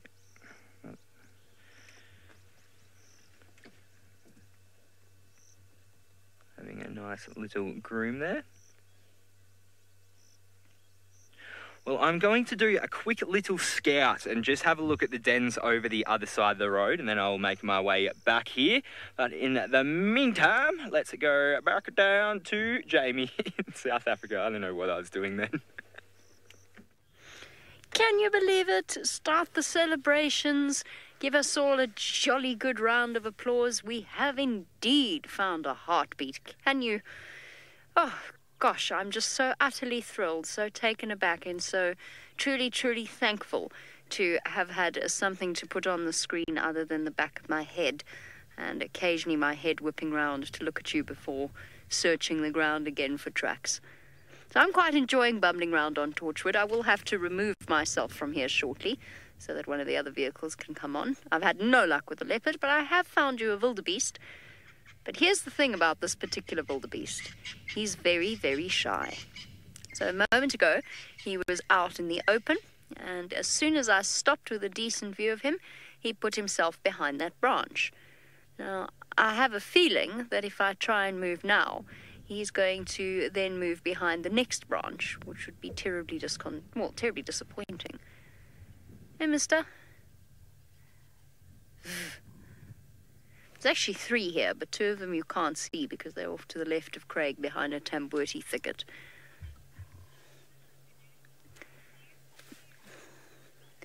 Paula says, hello GNU, what's new with you? I think what you mean, Paula, is hello GNU, what's GNU with you? And other lame GNU-based puns, which we perfected in the Masai Mara, where, of course, as you will know, the plains roll with laughter and wildebeest. GNU-based puns are tricky because you can only really go for the GNU as in new way of phrasing or pun. I can't think of any other way to bring in a wildebeest pun. I think I remember challenging all of you to send through your best wildebeest-based puns. You can, of course, if you wish to continue with that tradition, do that on #SafariLive on Twitter, alternatively in the comments section of the YouTube chat stream thing. That would also be marvellous. It would give me something to talk about, so I would be deeply grateful if you could think about some GNU-based puns. I think I've exhausted mine, to be honest, and to be entirely fair to all of you, I think we've exhausted yours as well. There's only so many ways you can make the GNU word funny.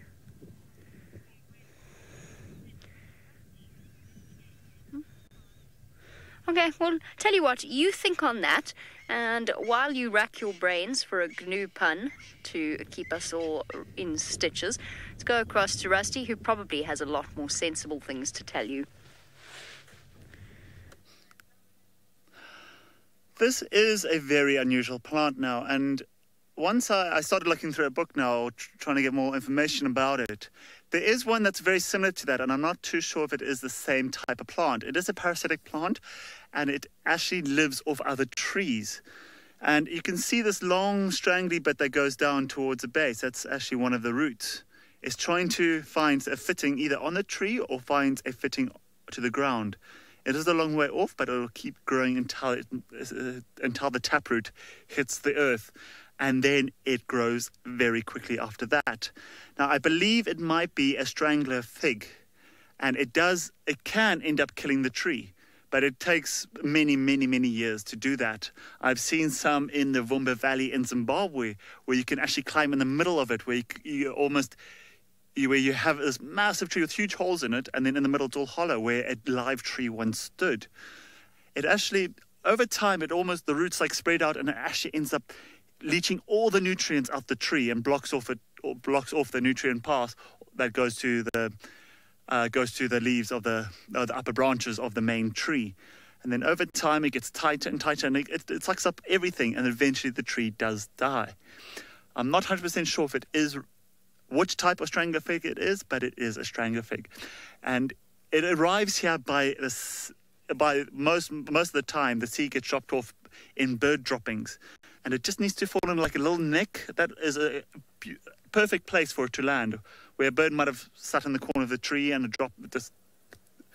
droppings landed in between into that little nodule, and with a bit of water it sprouts, and then the roots seep into the cambium layer of the tree, and then just start absorbing, and then over time it just gets bigger and bigger, and eventually the roots end up strangling the tree so much the tree dies, and it ends up with this beautiful hollowness inside of the tree. But the fruits of this tree, this strangler fig, are edible to a lot of the birds, which is fine. So there is food.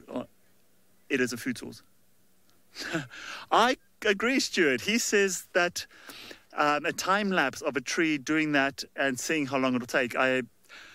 Yes, it will be absolutely amazing to watch, but that is going to be many, many hours and years of footage, which I don't think anyone will be able to do. So it is a slow process, but it is something quite interesting how trees have adapted to this ability of living off another host species like that.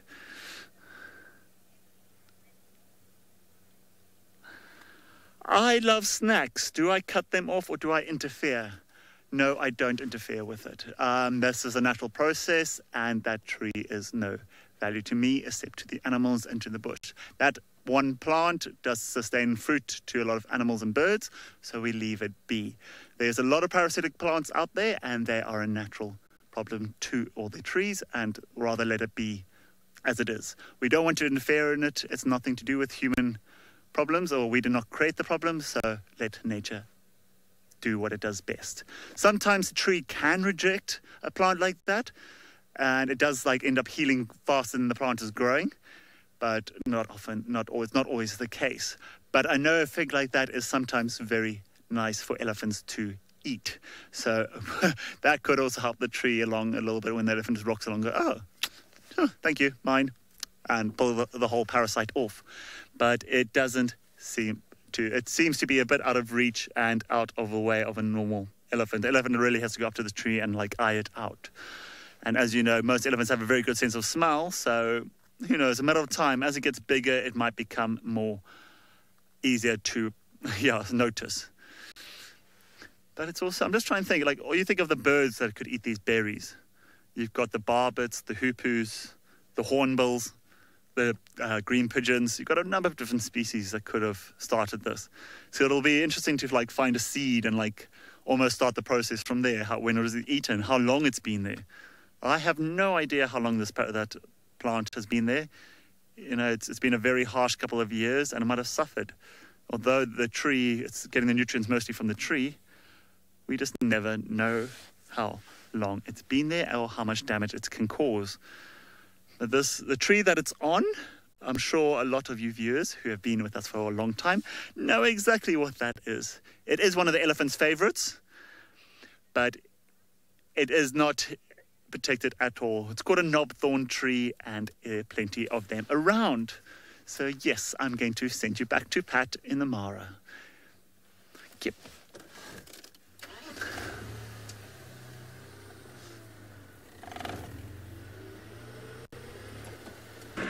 Well, I have been for a bit of a scout.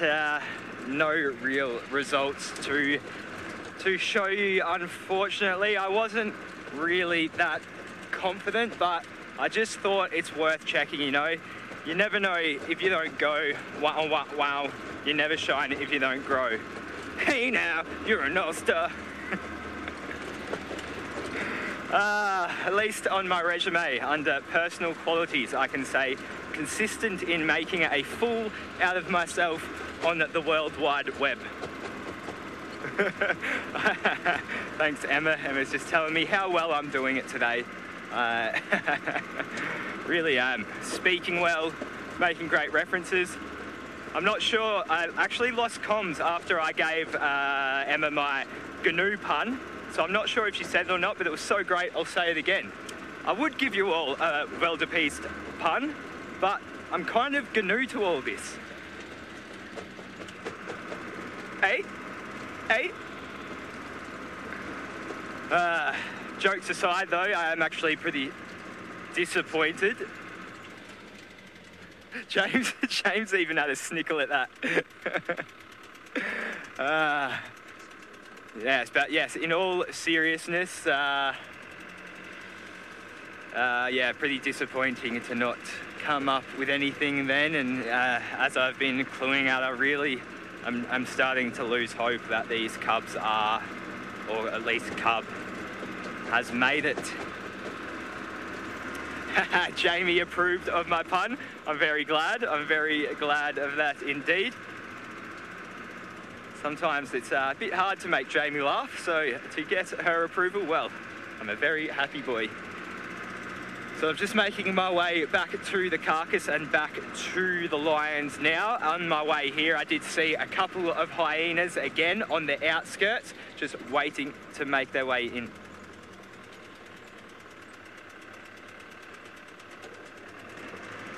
Now, Mina Moo, I did hear the last half of your question, but not the first bit, so just bear with me for 2 seconds as this black-headed heron crosses the road in front of me. How often do lions kill large prey like giraffe? Well, depends on the pride size, but with a pride like the Owinos, it's not the biggest pride in the world. It's a very little pride, actually, only 5. But you will still see them frequently try and take down the bigger stuff rather than the smaller stuff. But even the other day I saw what we thought was the marsh pride or potentially a marsh breakaway pride. Either way, it was quite a large pride and they were going for warthog. But generally, a large pride will want to take down a bigger animal, and even a smaller pride, like the Owino pride, we see constantly trying to get buffalo, and the sausages as well, always, always, always getting buffalo. I've seen them be so successful recently, and they're not their biggest pride either. So, yeah, it will be pretty often for big prey, but that's not to say that they don't go for the small stuff as well, like warthogs. But when there's more mouths to feed, then obviously have more interest in getting bigger food supply. Bear with me as I go into low range. Oh, here's one right here. Here's one I prepared for you. Here's one I prepared for you earlier. This looks to be. Oops, that's not reverse. Who are you? This looks to be this might be papaya, actually. I can't see any ridges on the nose. It does seem to be one of the sub-adults, but it is kind of just, yeah, it's walking in the opposite direction that we are heading. Like a little ninja along that little drain area there. I wonder where...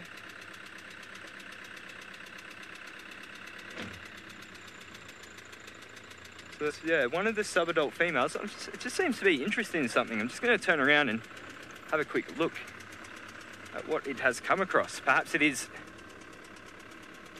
the other of the Pride members.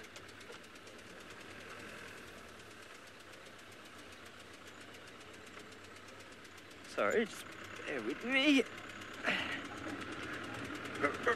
Round we go. She just put her head down and seemed to be sniffing at something. The viewers are saying that they're loving it, seeing the beautiful lights. Oh, right down the end here.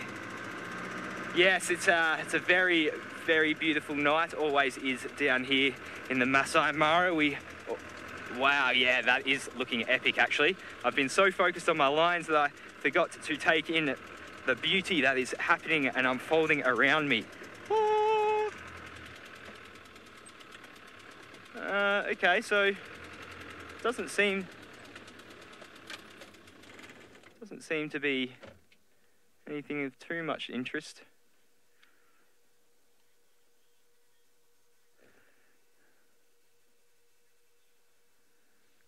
Well, I'm going to follow this line and follow the sun. I'm going to send you back down to Jamie in the meantime.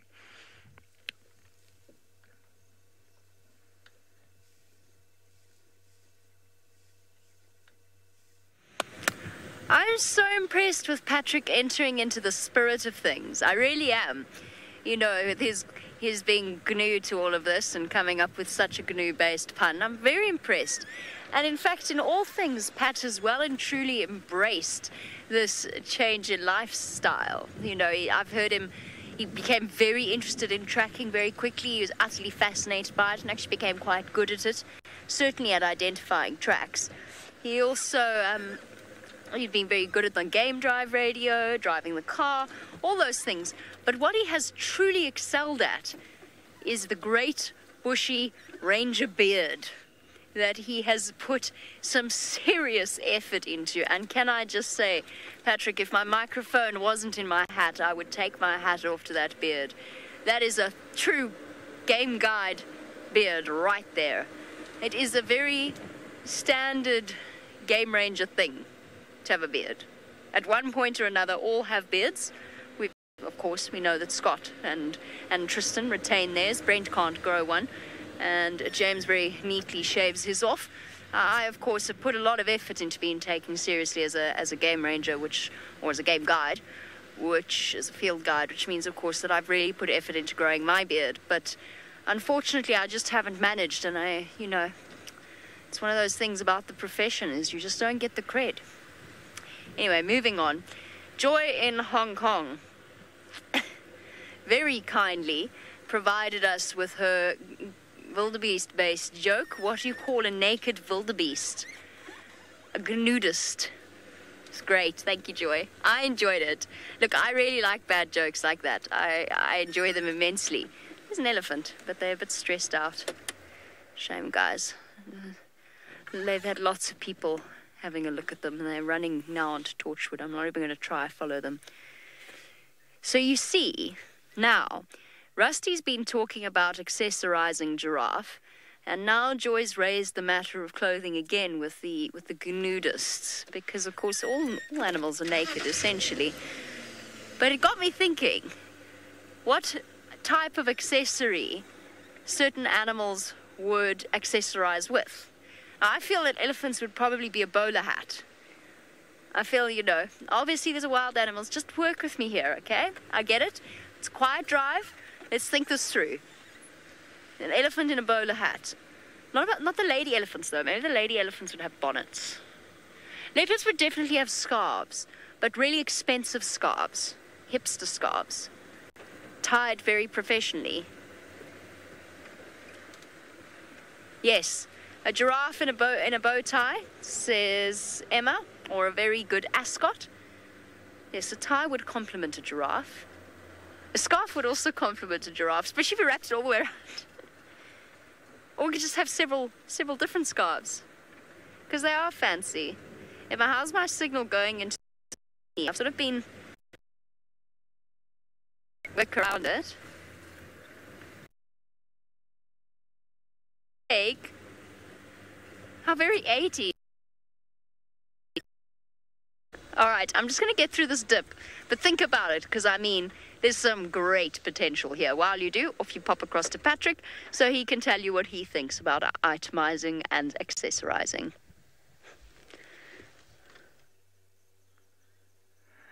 Oh, thank you very much, Jamie. I was very flattered to hear all that you were saying about me.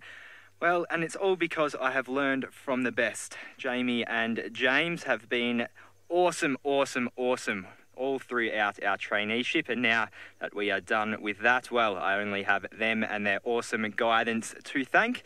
And I'm sure, Jamie, if you could grow a beard, that it would be one of the best in the business, probably better than mine even.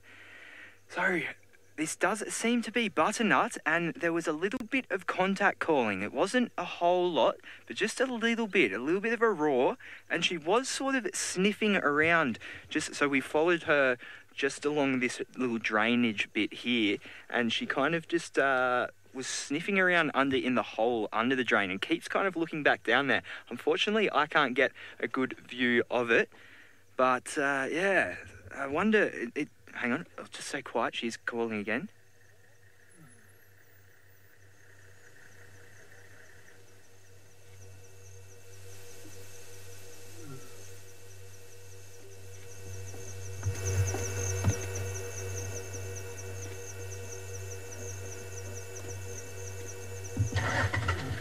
Oh, that car started up just as she did it again.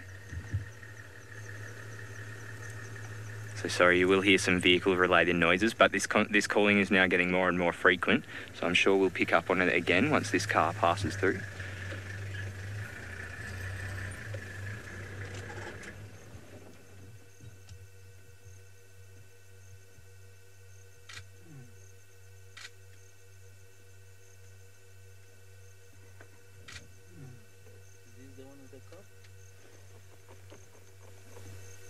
So yeah, it does seem to be doing a little bit of contact calling there, which does give hope that there might still be a cub left.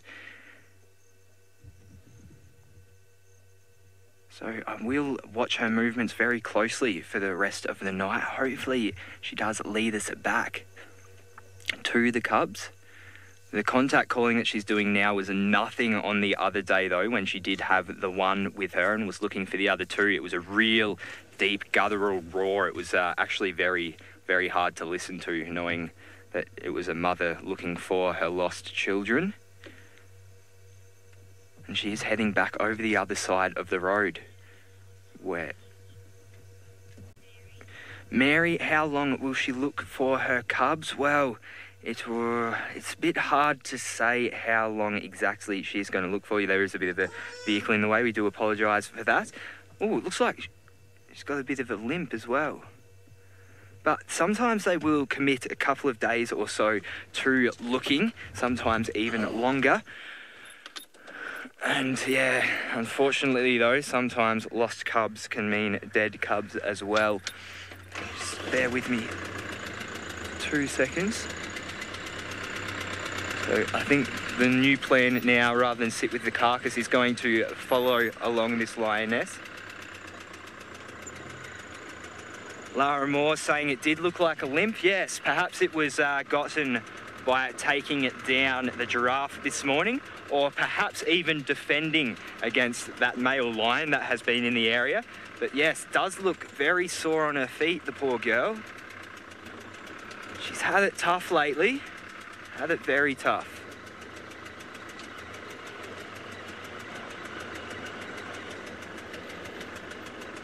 I'm just gonna, oh, thanks. Santi. Dive Monkey saying she looks battle-worn. Yes, she most definitely does. The old girl. Oh, yeah, that is definitely a limp. But at least she does have a... Sorry, I'm just going to even up. That was very, very bad driving of me there, to leave the cameraman hanging like that. I just don't want to be in the other car's ways.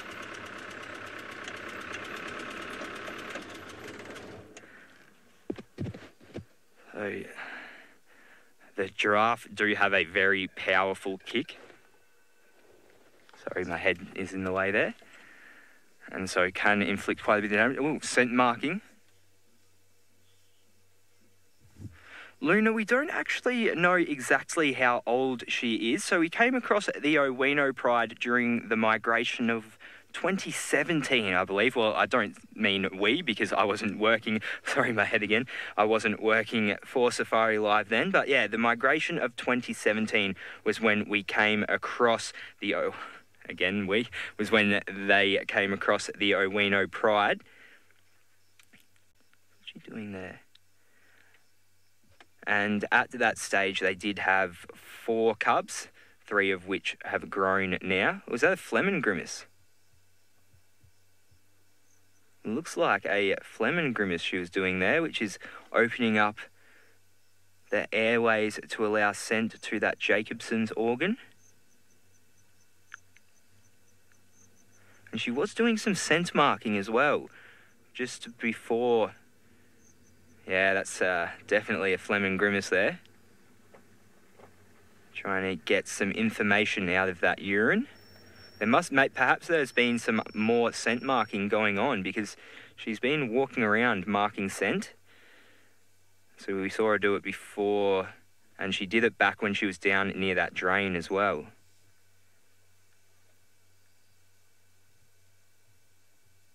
What are you doing, girl? Creep forward. What's going on down there? I can just see her tail thrashing about.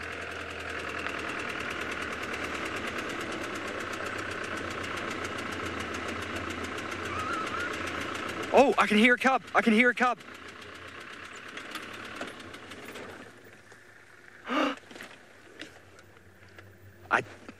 Can you see it, James? Okay. So there is most definitely a cub here. This is very, very, very exciting. I just heard a little squeal. I can't see it yet. Hang on, let me just move forward a little bit. This vehicle's been helping me out by moving out of my way, so I'm going to try and move out of its way as well.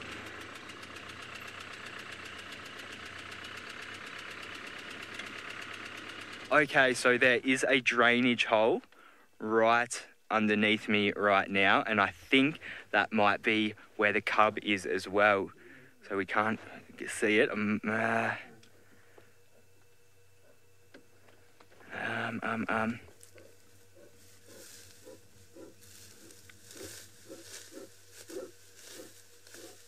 more scent marking there.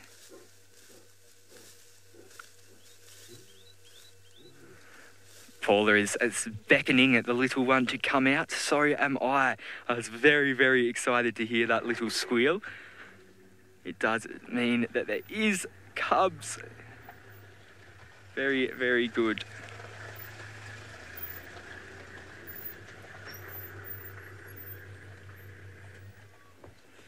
I'm just trying to figure out what's going to be the best move here. While I do figure it out, we can just enjoy this beautiful moment. We can listen to some contact calling as well.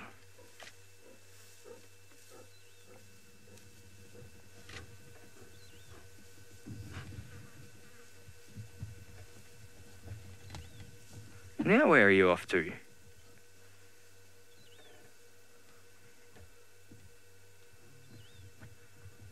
Perhaps looking for the other cubs too? I really don't know now. So, James, did you actually see the cub? No, yeah, just heard. Okay, so James just heard the cub. I just heard it too, but it was definitely the squeal of a cub, and she had her head down in there. Where is she going now?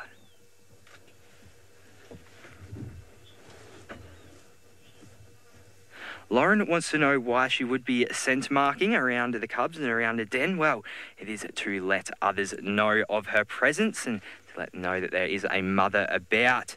So she will be scent marking, sort of in a way to mark her territory, not so much like males of other species would. But yeah, it is just a bit of a signal. So we did see her doing that phlegm grimace, which we do see a lot in mammals, that kind of thing. And so that's getting information essentially from the urine. And so by putting out the urine, she's also putting out information. So chemical signals we don't often really talk about in humans. It's not a real... I mean, we do use chemical signals, but it's not as well documented as in the animals, or not as strongly pronounced as in the mammals.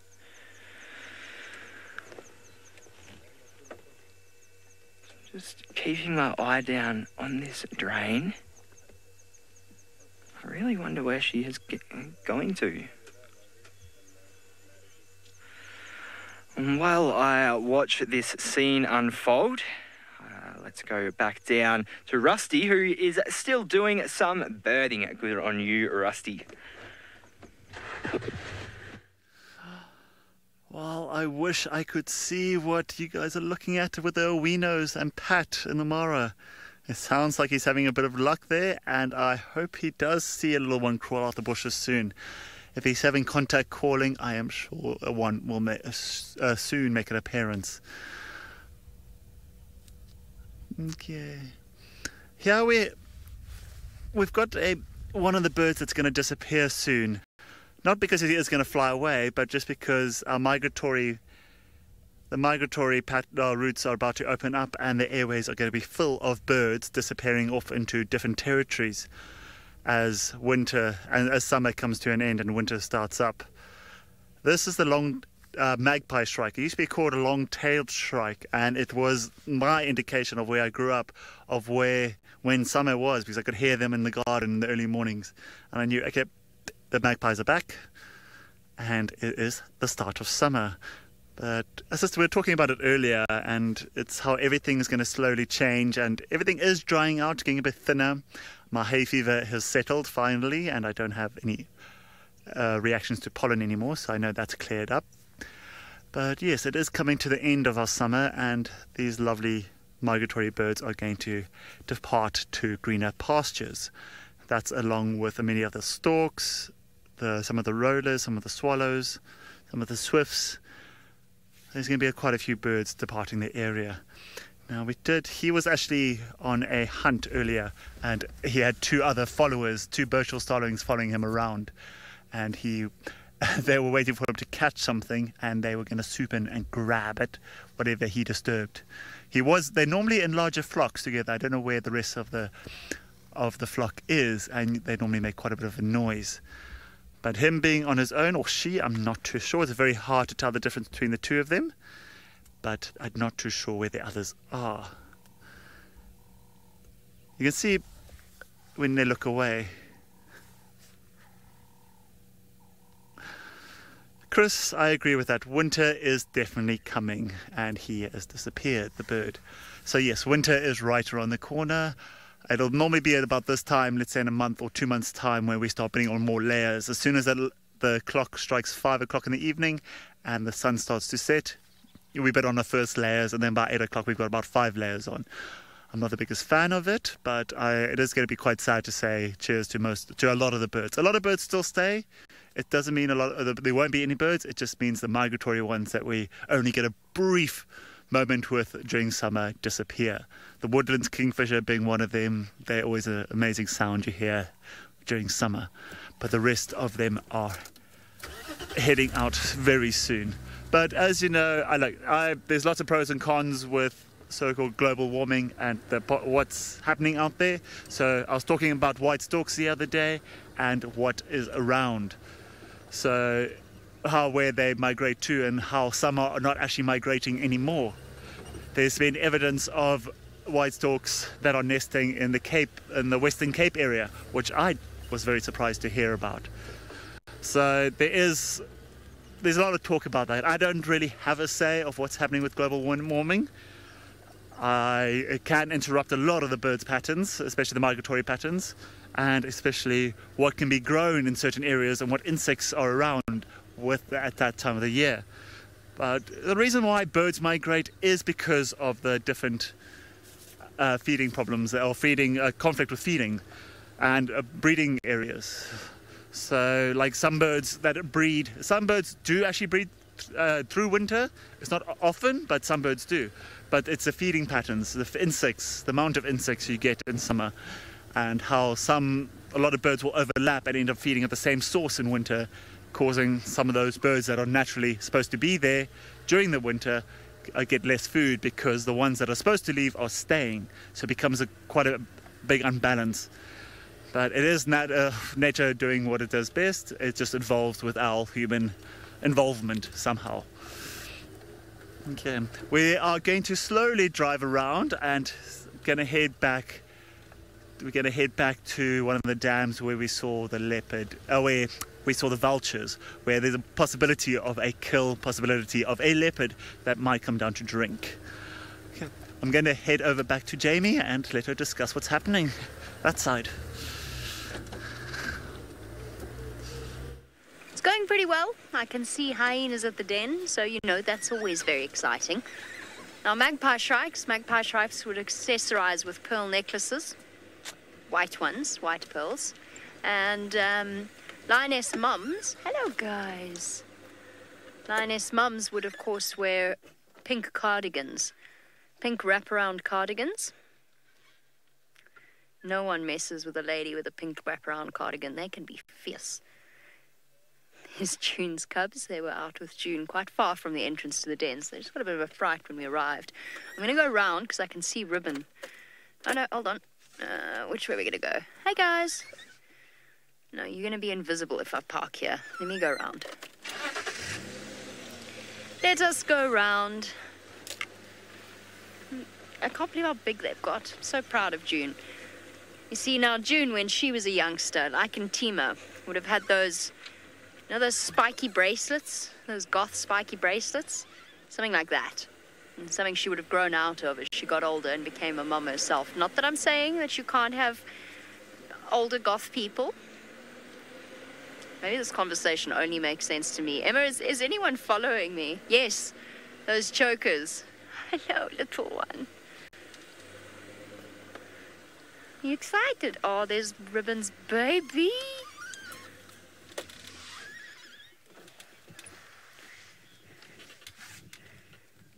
Hello, little one. Oh, you're getting so big. Big and brave.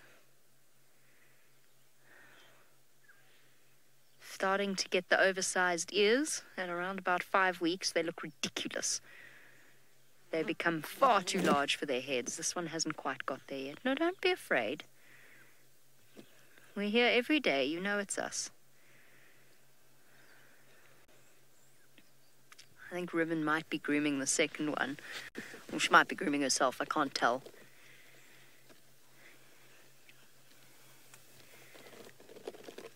So wonderful that we get to share in their sort of first stumbling explorations outside the den. Brilliant! Mary, you're a genius. Mary's come fully to the party of how animals would accessorize, and Mary says that ostriches would have leg warmers. Absolutely. Like in Fantasia, where they're ballet dancers. They would indeed have leg warmers. Crocodiles? Tricky one. Hosanna would definitely... Yes. Hippos in tutus, obviously. Hosanna would have a piercing. Emma says crocodiles and sombreros. Look at this. Let's have a look and see if we can figure out the dominance between June's two cubs. There's one that's definitely larger and more developed than the other, just in terms of the spottiness. But that doesn't necessarily mean that one is more dominant than the other. I mean, that the larger one is more dominant than the little one. We have to gauge off their behavior. I think it might be the other way around, actually. But then it's hard to tell where there's a bone involved. Yep.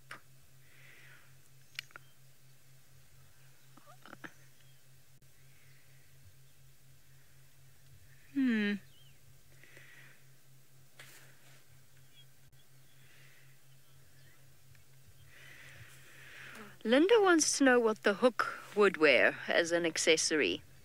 Linda, I feel as though the hook would have a tattoo. He wouldn't have accessorized, he'd have a tattoo, probably with the word mom on it somewhere, possibly on a forearm, or alternative. Across his chest, yes, absolutely. Or no regrets. A misspelled tattoo across the back of his shoulders. No regrets. That's what I feel as though the hook would have. No regrets. Oh, cute. Look at Ribbon's little cub. Sorry, it's just popped. It's squittering. Ah, of course, as I drew attention to it, it popped down again, so Ribbon can let it suckle.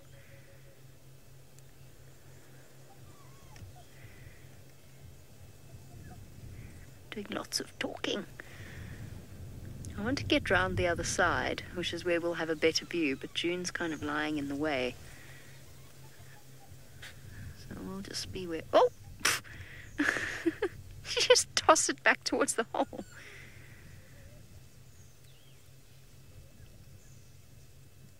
Such big voices. Oh, they're definitely both there, because the one that we're seeing isn't the one squittering.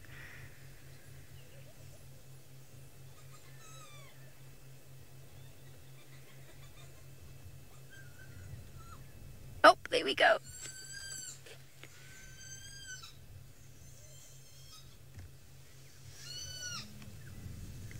Come on, Ribbon. You can do it. You can roll over for us. Oh, now is that not just the picture of motherhood right there?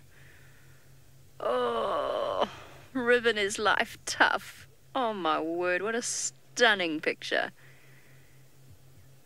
She's quite a pretty hyena. Now, don't chew on your mom's ear. Enough hyenas have done that to that ear. She's barely got any left ear left.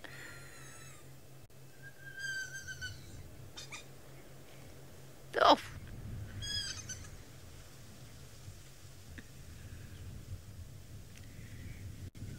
Someone is still very hungry.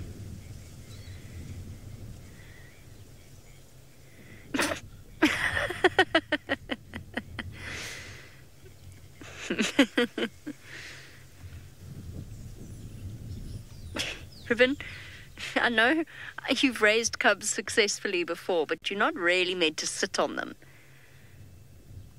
Typically. I mean, I know they've got a tough life ahead of them, and, you know, stern mothering is the approach of a hyena. Well, it stopped the begging in its tracks. Probably because the poor thing could barely breathe now. Now I'm sure they've squirmed out from under her and they're suckling. All right, well, while we enjoy a family scene, it seems as though it's not just an active den site. Rusty's been successful in finding a hyena as well.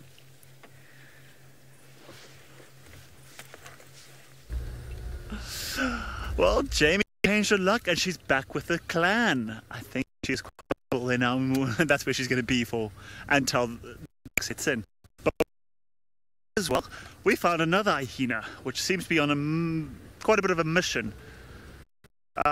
Obviously, so fast I can drive, but hyenas that are on a move, like this one is, means that it could be following up on an old kill or might lead us to something that a predator could be up to.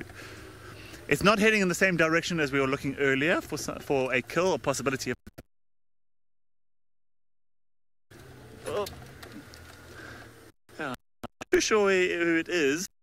Anyone can ID this one properly? Well, it's disappearing into the no man land. Yep, no man's land.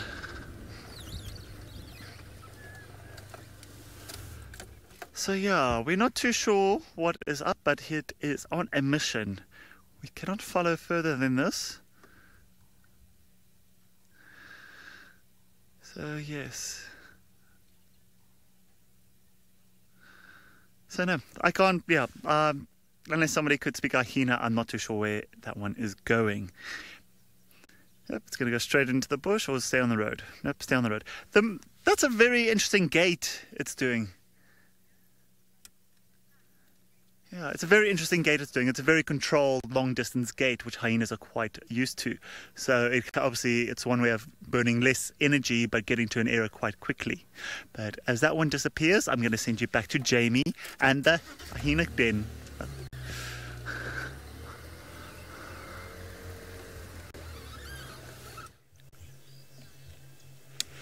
We're just seeing the tip of the head poke up out over the top of Ribbon's back every now and again. Well done, Rusty. I wonder where that hyena was running off to, or if we're going to see it arriving here sometime shortly. I'm not sure which one it was that he saw. I think what I'm going to do, and I should have actually done it a moment ago, but Ribbon had given us such a beautiful view, but I think I'm going to move around. I'm just going to see if I can find a way around June. So bear with me, and let's just see if we can get a better view because once those cubs have finished their early dinner, they're going to start wandering around and exploring. So let's see if we can get ourselves into a good position before then, because what we don't want to do then is try and do it while they're moving around, because we'll just, they're still new to this whole experience, so we don't want to frighten them. So while they're content and suckling, let's just try get around and get a better view. And one of June's cubs is currently occupied with some bone chewing. We'll leave it there for now. Oh, squeaky, squeaky. I think there should be another way around.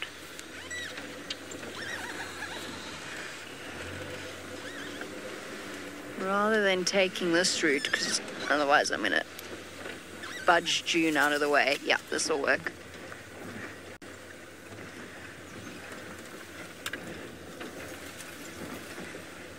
Struggling with what adult hyenas would accessorize with, but I do feel as though mongoose is pretty easy.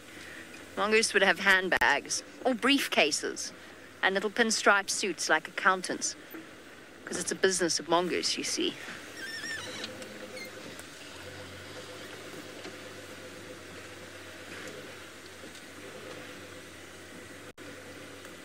T-Heart says that vultures wear black capes. Absolutely. Let's just stop for a sec to say hello to June. Hi, girl. They've all dug out these little hollows where they can go and lie down when it's nice and cool. Yes, vultures indeed would wear black capes. Oh, all right, fine then. Well, it was nice to see you, June.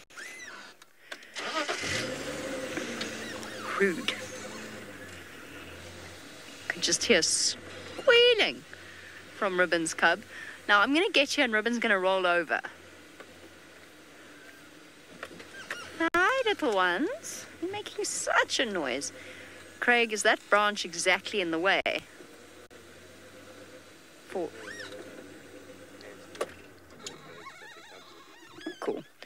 Well, we'll stick with a view of the cubs for now, and Ribbon will just have to move if she wants a pretty view of her face.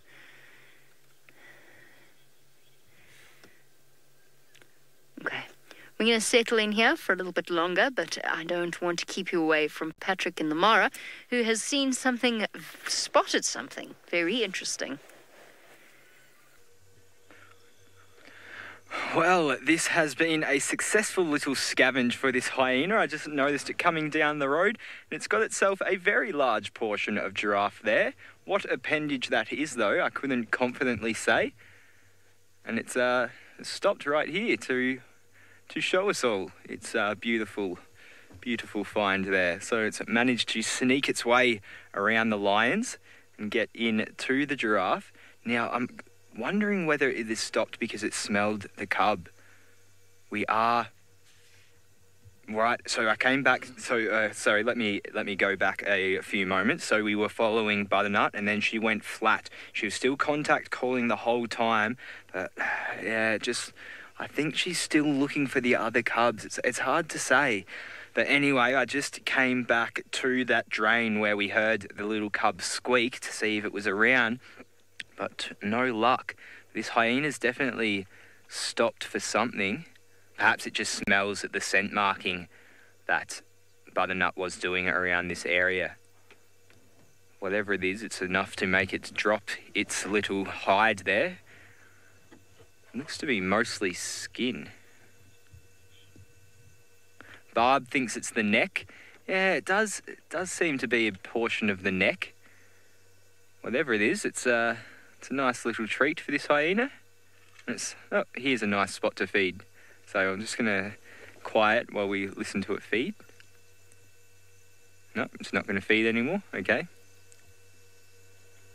I think it's on high alert still. It would be smelling lion at least. I can hear... another hyena right next to me. I thought that was Butternut coming back. I could hear something coming through the grass. But all of the hyenas seem to be moving in on this carcass now. We are closest to the happy Zebra Clan den at the moment. So perhaps this is members of them. Sorry for my head there. Oh, I think we're going to have a little bit of a scuffle here.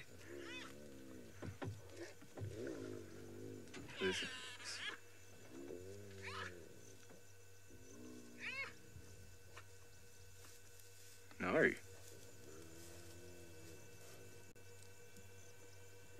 No, so there was a little bit of sniffing, a little bit of greeting there, but nothing too bad.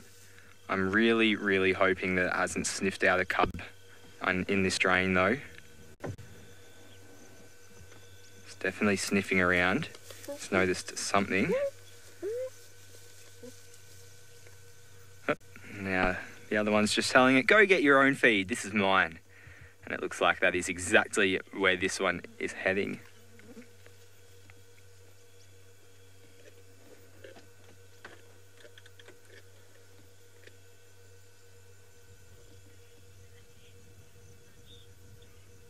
Oh yes, the hyena that left did have very dark spots actually. It didn't look too old. It looked still a little bit younger, or at least a little bit smaller.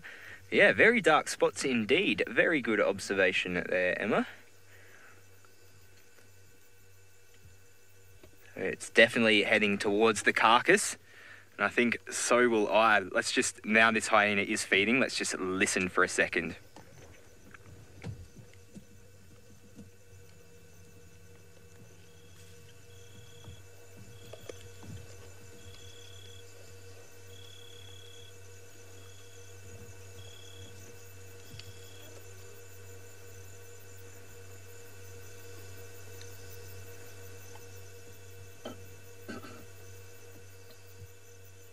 That wasn't the hyena, that was just James clearing his throat.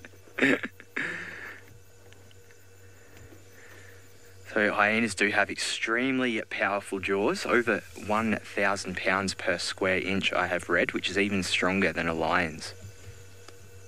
They use it to break up both bone and flesh. They can digest just about anything, these hyenas. Very advanced digestive system, if you want to use that word. Very able to cope with a lot of things, very strong gastric juices, and so they can actually even digest things like bones, which is why you will see white scat when it does come to hyenas. Getting all the calcium a young boy needs.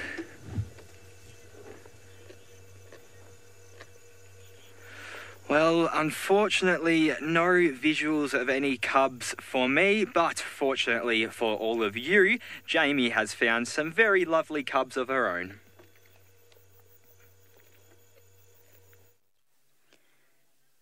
I do, and it's absolutely hilarious. While the hyenas of the Mara feast, this little one is having a truly difficult job trying to achieve getting any sort of a meal. So we've got the subordinate cub, I think, over here, and he can't, because of the slope of the entrance to the den and where Ribbon has placed herself, can't actually settle in next to its sibling. So it's been trying to suckle from this position, standing over Ribbon's rear end. It's absolutely hilarious because its little back legs are still so weak. Hyenas' back ends are quite underdeveloped at this age, and they're very wobbly. This whole process is not very comfortable at all, is it, little one? It's quite the view you've presented us with. Life's tough, isn't it? Don't worry. Weekend's here. It's all gonna be okay. Sliding. It's gonna slip right down. Probably managing to grip on by virtue of its little front paws and its teeth attached to Ribbon, which can't be very comfortable for her. Ribbon, this is your own fault. Kimberly says that its little back is so cute. Yes, that'll probably be... You're doing the splits now. Oh man, its little leggies must be so tired. Trying to hold itself up like this. Ribbon, you're horrible. Now straddling Mom's leg, trying to grip on, sliding backwards, a sort of inevitable drag of gravity. Ravinda says this is hilarious. It is. I'm waiting for it to fall down. It's a distinct possibility. Hyena cubs are not coordinated at the best of times, and this is clearly not the best of times for this little one. And any second now, its bottom back leg, the right back leg, is actually going to fall asleep under it if it stays like that. And it's going to get pins and needles. It's going to be all floppy. Oh, no. Oh, shame, Ribbon. Here we go. Onto your sibling. Oh, now it's got an itchy ear on top of everything. You know, as if life isn't tough enough. Oh, up pops little sibling's head.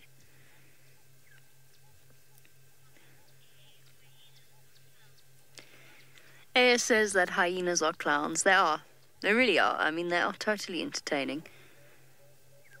Most of the things that they do, they are comical. Oh, get a fright. It's your mom's leg, you silly things. Are we more awake now? This is what I was hoping to get, because I know that at this age now the cubs are a little bit braver with this whole outside world thing. You've both got bald patches like Plonk had around your faces. No sign of Plonk and Pretty's two cubs. I think they're spending more and more time away from the den now. They're probably sleeping together in a little fur pile not far. Come on, I know it's a big hill. It's a big hill, but you can do it. There we go. Come on. No, don't go and bite your sibling. Come see what your older clan mates are up to.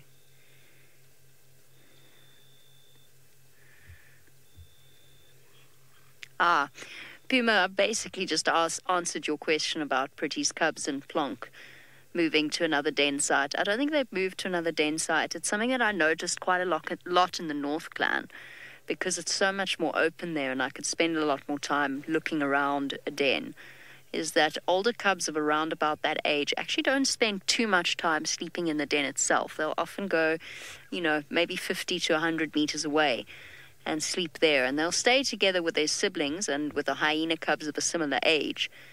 So there were times when I found Sloth Bear and Tip far away from the den, just having a little snooze together once they reached that age. Hello. Big wide world, Bright Eyes. Come say hello to it. Because your mom's not exactly being cooperative, is she? Well done, Ribbon. I know you've had a tough 2 years, but you did well.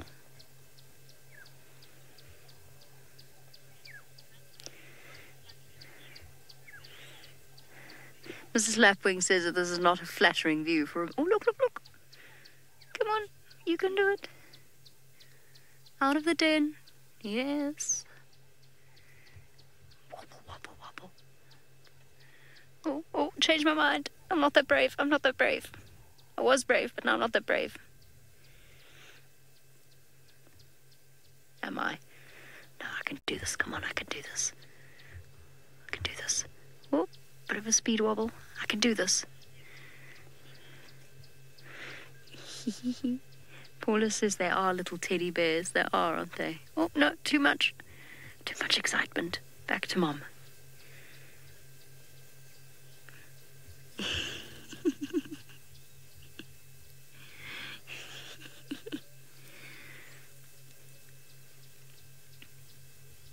Oh, but you are cute. Yeah, now you've entered the lion's den, so to speak. You're going to find yourself getting tugged around by your ear. Yeah, bit much. But now Mom's really taken the best route back into the den, and the prospect of play is so thoroughly enticing. Oh, these older playmates. Bit scary at times, but oh, so enticing.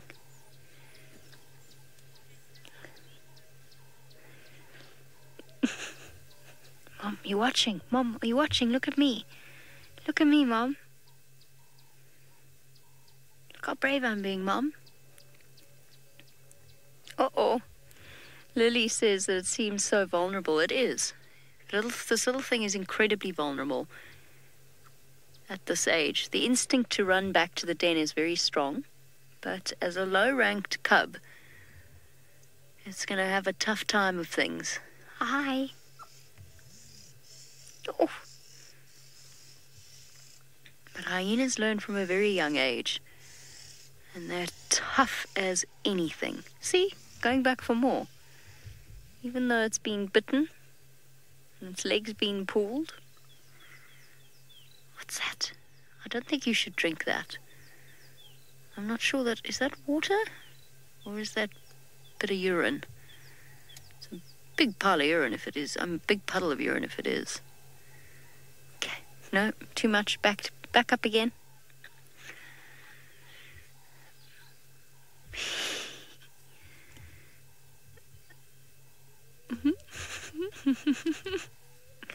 Oh dear.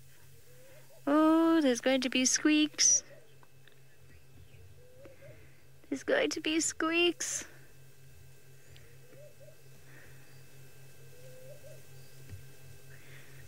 Playtime is not gentle, but it's what every hyena cub has to learn. Ouch.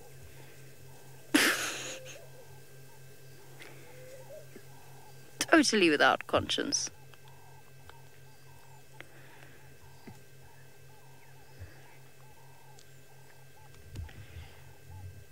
Did you see what I did, Mum? Were you watching, Mum? Yes, dear. She's just let me go to sleep.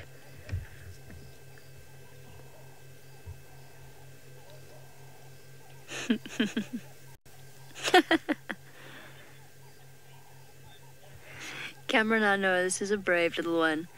Its sibling has decided that it's much safer to stay in bed. It's gone to ground, quite literally. But this little one is all for life outside. It's special that we get to witness these moments. Uh-oh. I wouldn't run. Yeah, now you can run. See how... Now how are you going to get in? There we go. Remember that these hyena cubs know each other very well. I mean... They live together in the den all day. So they're very familiar with each other. I'm just turning my game drive radio down, sorry. Hi. I'm so impressed.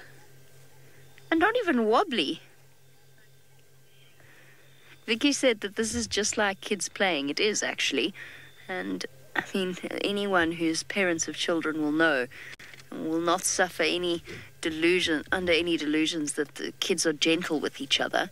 At times they can be extraordinarily boisterous. And this is just like kids playing. Older ones not quite necessarily knowing their strength, although they are holding back. They could actually quite seriously hurt that little one. Not to the point of, fatally. But they could really make it very sore. Their jaws are starting to get strong now. And a good grip around the ear would be very, very uncomfortable. hyenas are also, I think, have an extraordinary pain threshold. Yes, why don't you two play together? You're a bit more equally matched.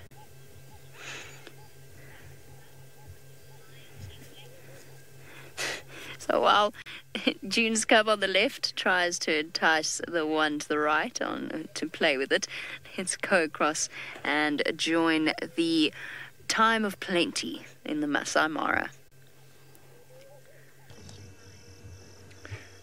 Yes, a hungry lion. Well, I didn't think it could still be hungry, seeing the size of the stomachs of these Owinos, but it has gone in to get more, just as I thought, as darkness has now descended upon us. It's definitely gotten itself into a... Oh, sorry, I'm just a bit caught here.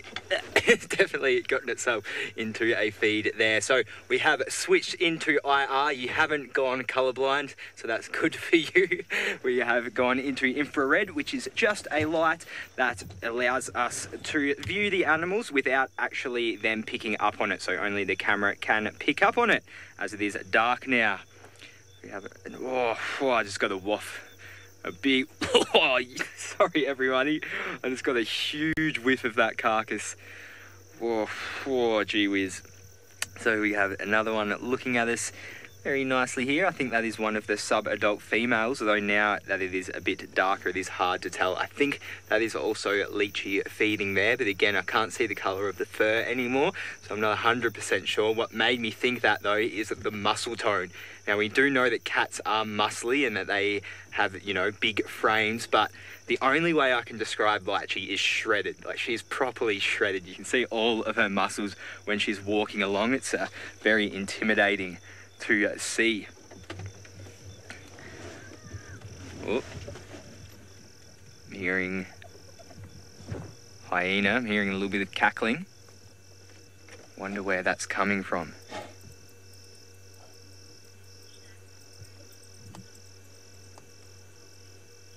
See, Nak, I'm worried about those cubs too. Obviously we couldn't see whether that cub was in the drain or not. And as much as I wanted to follow Butternut, she was just contact calling a lot. And obviously we had to, if we were following her, the engine was drowning out the noise a little bit. So I just started to feel a little bit guilty. So I just thought I would let her have her space to go and search for her cubs, and then perhaps in the morning I might come back and have a look around and just see what has unfolded. But that definitely sounded like the squeal of a cub when we first saw her down by that drain. So I'm really hoping that that was exactly what we were hearing. I mean, I can't think of what else it could be. It definitely wasn't a bird call. There was no other animals in the area, and it was response to a contact call. But just, we didn't get any visuals, which, a little bit... makes it a little bit harder, but I will obviously follow along the story very closely and see what I can come up with. But for now, I thought I'd come back to the carcass, seeing as there were a lot of hyenas out on the fringe, and we'll see what happens. But for now, it is all lion. So the rest of the pride is here with us. We obviously saw the one relaxing there, one feeding, and the other two are pretty much where we left them. Nice little shake of the head there. She just can't seem to get a good angle. She's been walking around this carcass for a while now, crawling all over it, crawling into it. Just not really getting it. Whoop. There we go, try that one. Try that flap there. It does seem like an awkward thing to eat, Emma. It looks very awkward to eat. I know I would probably have a tough time negotiating that. I would even have a tough time getting it close to that right now, how bad it smells. Whenever the wind changes direction slightly, I'm getting it right in the face. And I can tell, just like right now, and it is not pleasant. It's definitely not a moment I want to be doing a phlegm grimace like the cat we saw before, like Butternut. Obviously, though, carnivores, this is their life. This is what they deal with, and so it is probably nothing to them. This actually might even be a bit enticing, a little bit making them salivate. You can hear hyenas whooping in the distance. I'll just quiet my voice and see if we can hear.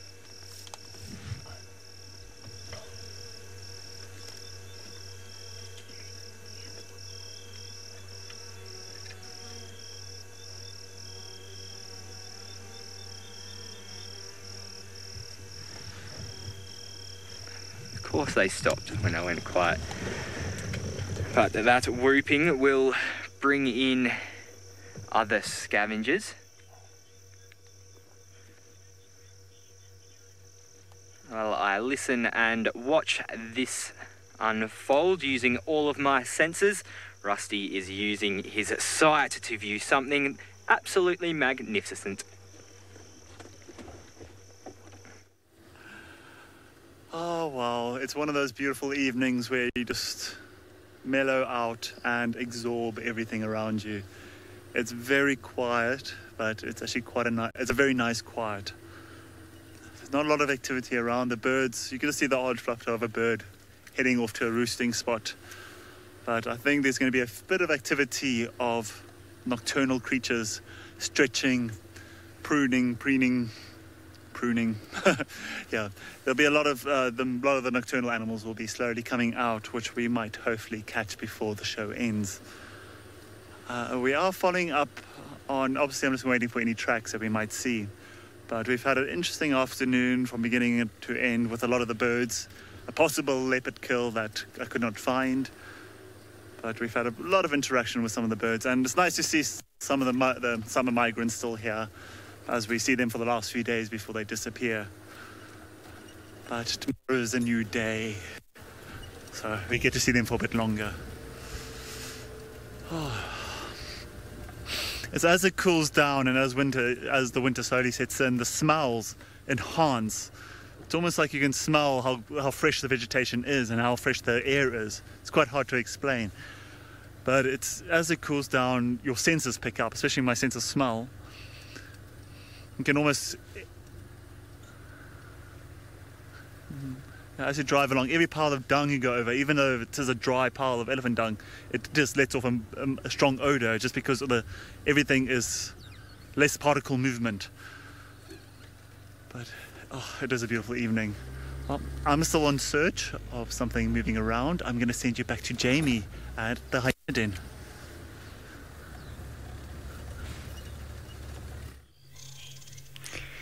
Well, I am at the den, and I had hyenas here up until a split second ago, at which point they both ran off. So bear with me, we're going to go round again. It does smell nice this evening. The smell of summer is slowly disappearing with the chill. It's amazing how the temperature changes the nature of a smell, because the grasses are still the same, and there's still a lot of flowering plants with flowers, so the smell should be the same, but they're not. Starting to feel that change now. I noticed it this morning when I forgot to change my drone alarm. I was wide awake and wondering about getting my first cup of tea of the morning. Yes, can I age past you? You're not going to get a fright, are you? No, it's okay. Oh, they did get a fright. Whoopsies.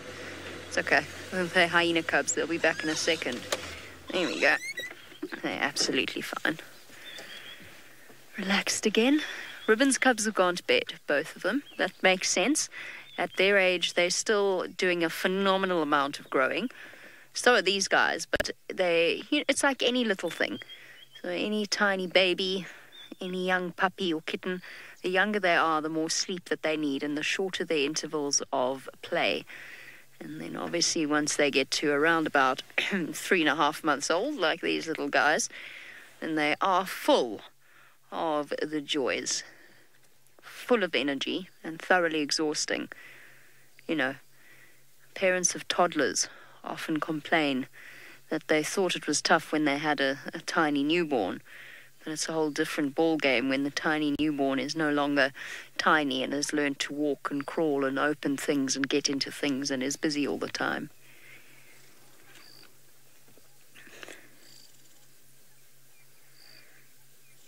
And lots of chewing to do. A friend of mine's baby, he's 4 months old and he's just starting to get his bottom teeth. And he hasn't quite associated his finger with himself yet, so he keeps putting his hand into his mouth and chewing his finger. But because the teeth are starting to, they're not through the gum yet, but because they're starting to sort of poke through, he keeps biting down really hard on his finger and then screaming in agony and crying for 5 minutes, and then he forgets and does it again 2 seconds later. It's a tough time being a mom. whether it's babies or hyenas. Yum. Is that nice? At least you guys don't chew on your own paws most of the time. You've got other things to chew on.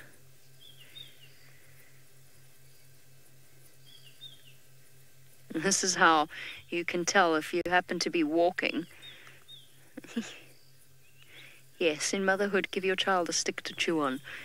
It's one way of telling an active hyena den when the cubs are around about this age. If you just happen to be walking around and you see a potential termite mound, there's not many other things that live in termite mounds that chew sticks with the same sheer abandon as hyena cubs do. And then bits of bone, of course, another big giveaway, scattered around the entrance. But porcupines also chew on bones.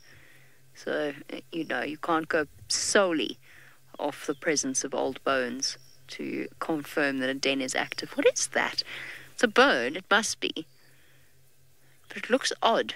I'm trying to work out which part of an animal it once was, but I suppose it's impossible because it could have just been broken into a shard.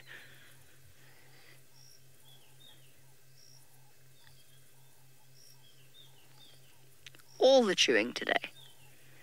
Hyena cubs, of course, born with erupted teeth. Chris, okay, valid. They don't necessarily chew on their own paws all that often, but they do chew on the paws of other hyenas, and ears, and legs, and bottoms, and anything else, basically, that they can get their teeth onto. So fair enough, yes, that's valid. I take your point. You raise a very good point. It's all part of the learning curve. And it's interesting to think that those skills that they're going to learn now are going to serve them so well. Janet, I often wonder about that, and you know, not much is known. I'm just going to turn my game drive radio down again. Sorry, I keep forgetting. Not much is known of the secret life of hyena cubs within a den, because obviously it's difficult to replicate a natural situation like this. So Janet's wondering if they squabble and fight and sort of tug each other around and nibble on each other in the den. I don't know. I'm inclined to say yes, probably, especially when they're waking up or going to bed. But probably not as enthusiastically as they do outside of the den. And I think that probably their instinct drives them during the day, or when the adults aren't around and they're hiding, to not squabble too much. Because, you know, there's always the potential of attracting attention that they didn't want. And while they're pretty safe inside the den itself, there's all sorts of things that could be attracted to movement, to the sound of movement. And big male lion, I've seen big male lions try to dig out hyena cubs. So even though they're pretty safe, it's not a completely secure fortress. I don't suppose they want to be too noisy there when they're trying to be safe and they're on their own.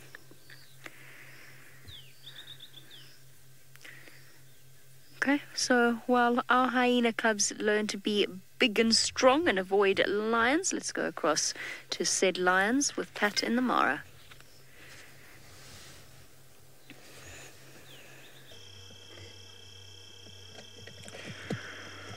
I do miss the hyena den down in Juma and all of the hyenas, and I definitely miss the leopards down there as well.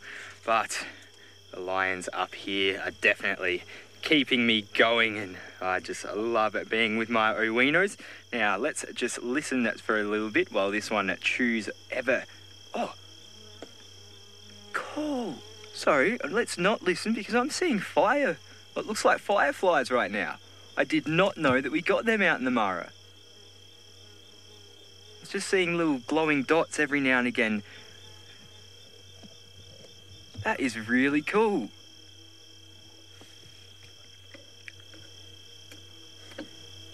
I did not know that we got them out here. That's awesome. Anyway, sorry, I got distracted there. That's probably something we couldn't really pick up in IR. There's just a few little flashes every now and again. But anyway, back to what I was doing. Sorry, I got very distracted then. Let's listen to eating.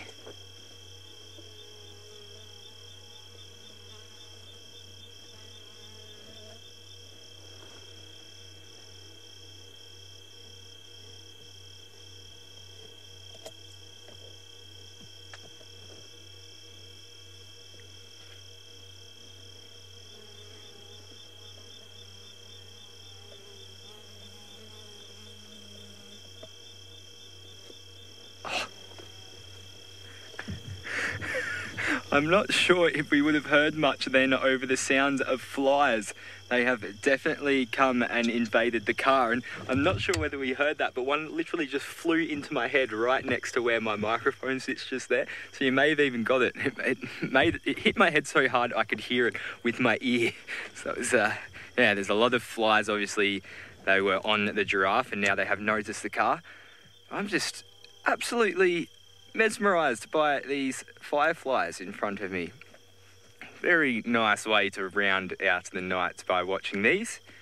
As James Hendry always says, I could go for a stiff apple juice in this scene right now.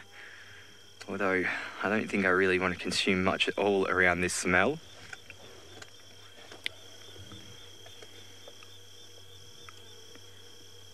I wonder if we can get this. James, if we just point the camera right ahead of the car, just in front of me, sort of around that area, yeah. Just want to see if the camera's going to pick it up. Obviously, we can just see there's a lot of flies there in general. Maybe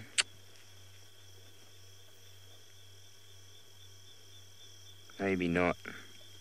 Maybe it's something that's not able to be seen in IR, I'm not sure. But I really wish I could show you guys what I'm seeing right now. There's a little sparkle there, Emma says, so that's good. That's good at least. I'm glad we could see something.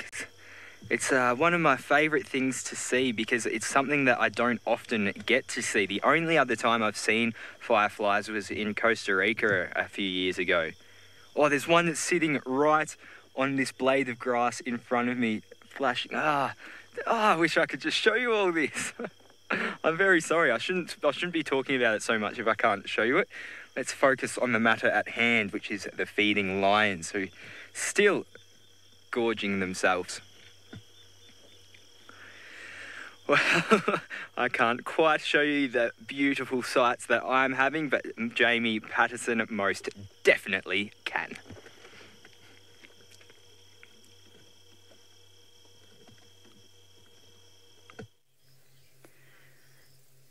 I am absolutely loving it. Unfortunately, it's just one of those things, the way the timing goes. June's just got up and started whooping in front of our vehicle, but where we couldn't see her. Unfortunately, we couldn't get her on camera, but it's such a lovely sound. And I can hear other hyenas whooping off to the south of us, and I was hoping, against hope, that the cubs might join in, because sometimes they do. And it's terribly sweet when they do that. But usually when hyena cubs whoop, when I've seen them whoop, it's often because they're being bullied, and especially by an adult, and they're trying to sort of say, I'm still part of your clan, I'm still part of your clan, don't hurt me. Oof! Running. Now, June is up and about. She's actually left the den. She's gone off in search of something to keep herself sustained. She spent most of the day providing for the needs of the two growing cubs. And now she's got to go and sort herself out. So she's gone off in the direction of the other whoops. I'm going to just reposition now quickly as we reach the end of the sunset safari. Give me one moment. It's okay, little ones. Much less confidence when Mom is gone. Ribbon's still here, otherwise I would have left, obviously. But Ribbon looks as though she's planning on departing as well, so it's actually timed itself quite nicely. Ribbon, please don't walk away that way. I know you'd like to, but come on, give us a whoop, girl. She's going to walk that way. That's all right, the cubs are still there. No, they're not. It's going to be one of those finishes. They're going to run off. I'm just turning slightly because I was wondering if June was going to pop back out again, but she's not going to. It's going to be one of those finishes where we're going to end up with an empty den for the end of our safari. I don't want to reposition now too much because it's got quite dark and I can't see where the cubs have gone, so I'd rather take the open road where I could see. Oh, well, that was intriguing. It was a truly extraordinary sunset safari. I really enjoyed it. I had so much fun with Ribbon's cubs, but this is now the final scene that you are going to enjoy at the end of your sunset safari. We usually try and give you something a little bit more exciting, but I've run out of options here. However, what it does mean is that it is the end of our sunset safari, and it has been a marvelous afternoon. Thank you for putting up with my strange trains of thought, and as always, playing along and humouring me. We'll see you tomorrow for the sunrise safari. Lots of reasons to join. Who knows what's going to happen overnight, both in the Mara and here in South Africa. Thanks, everyone. Goodbye. We'll see you then.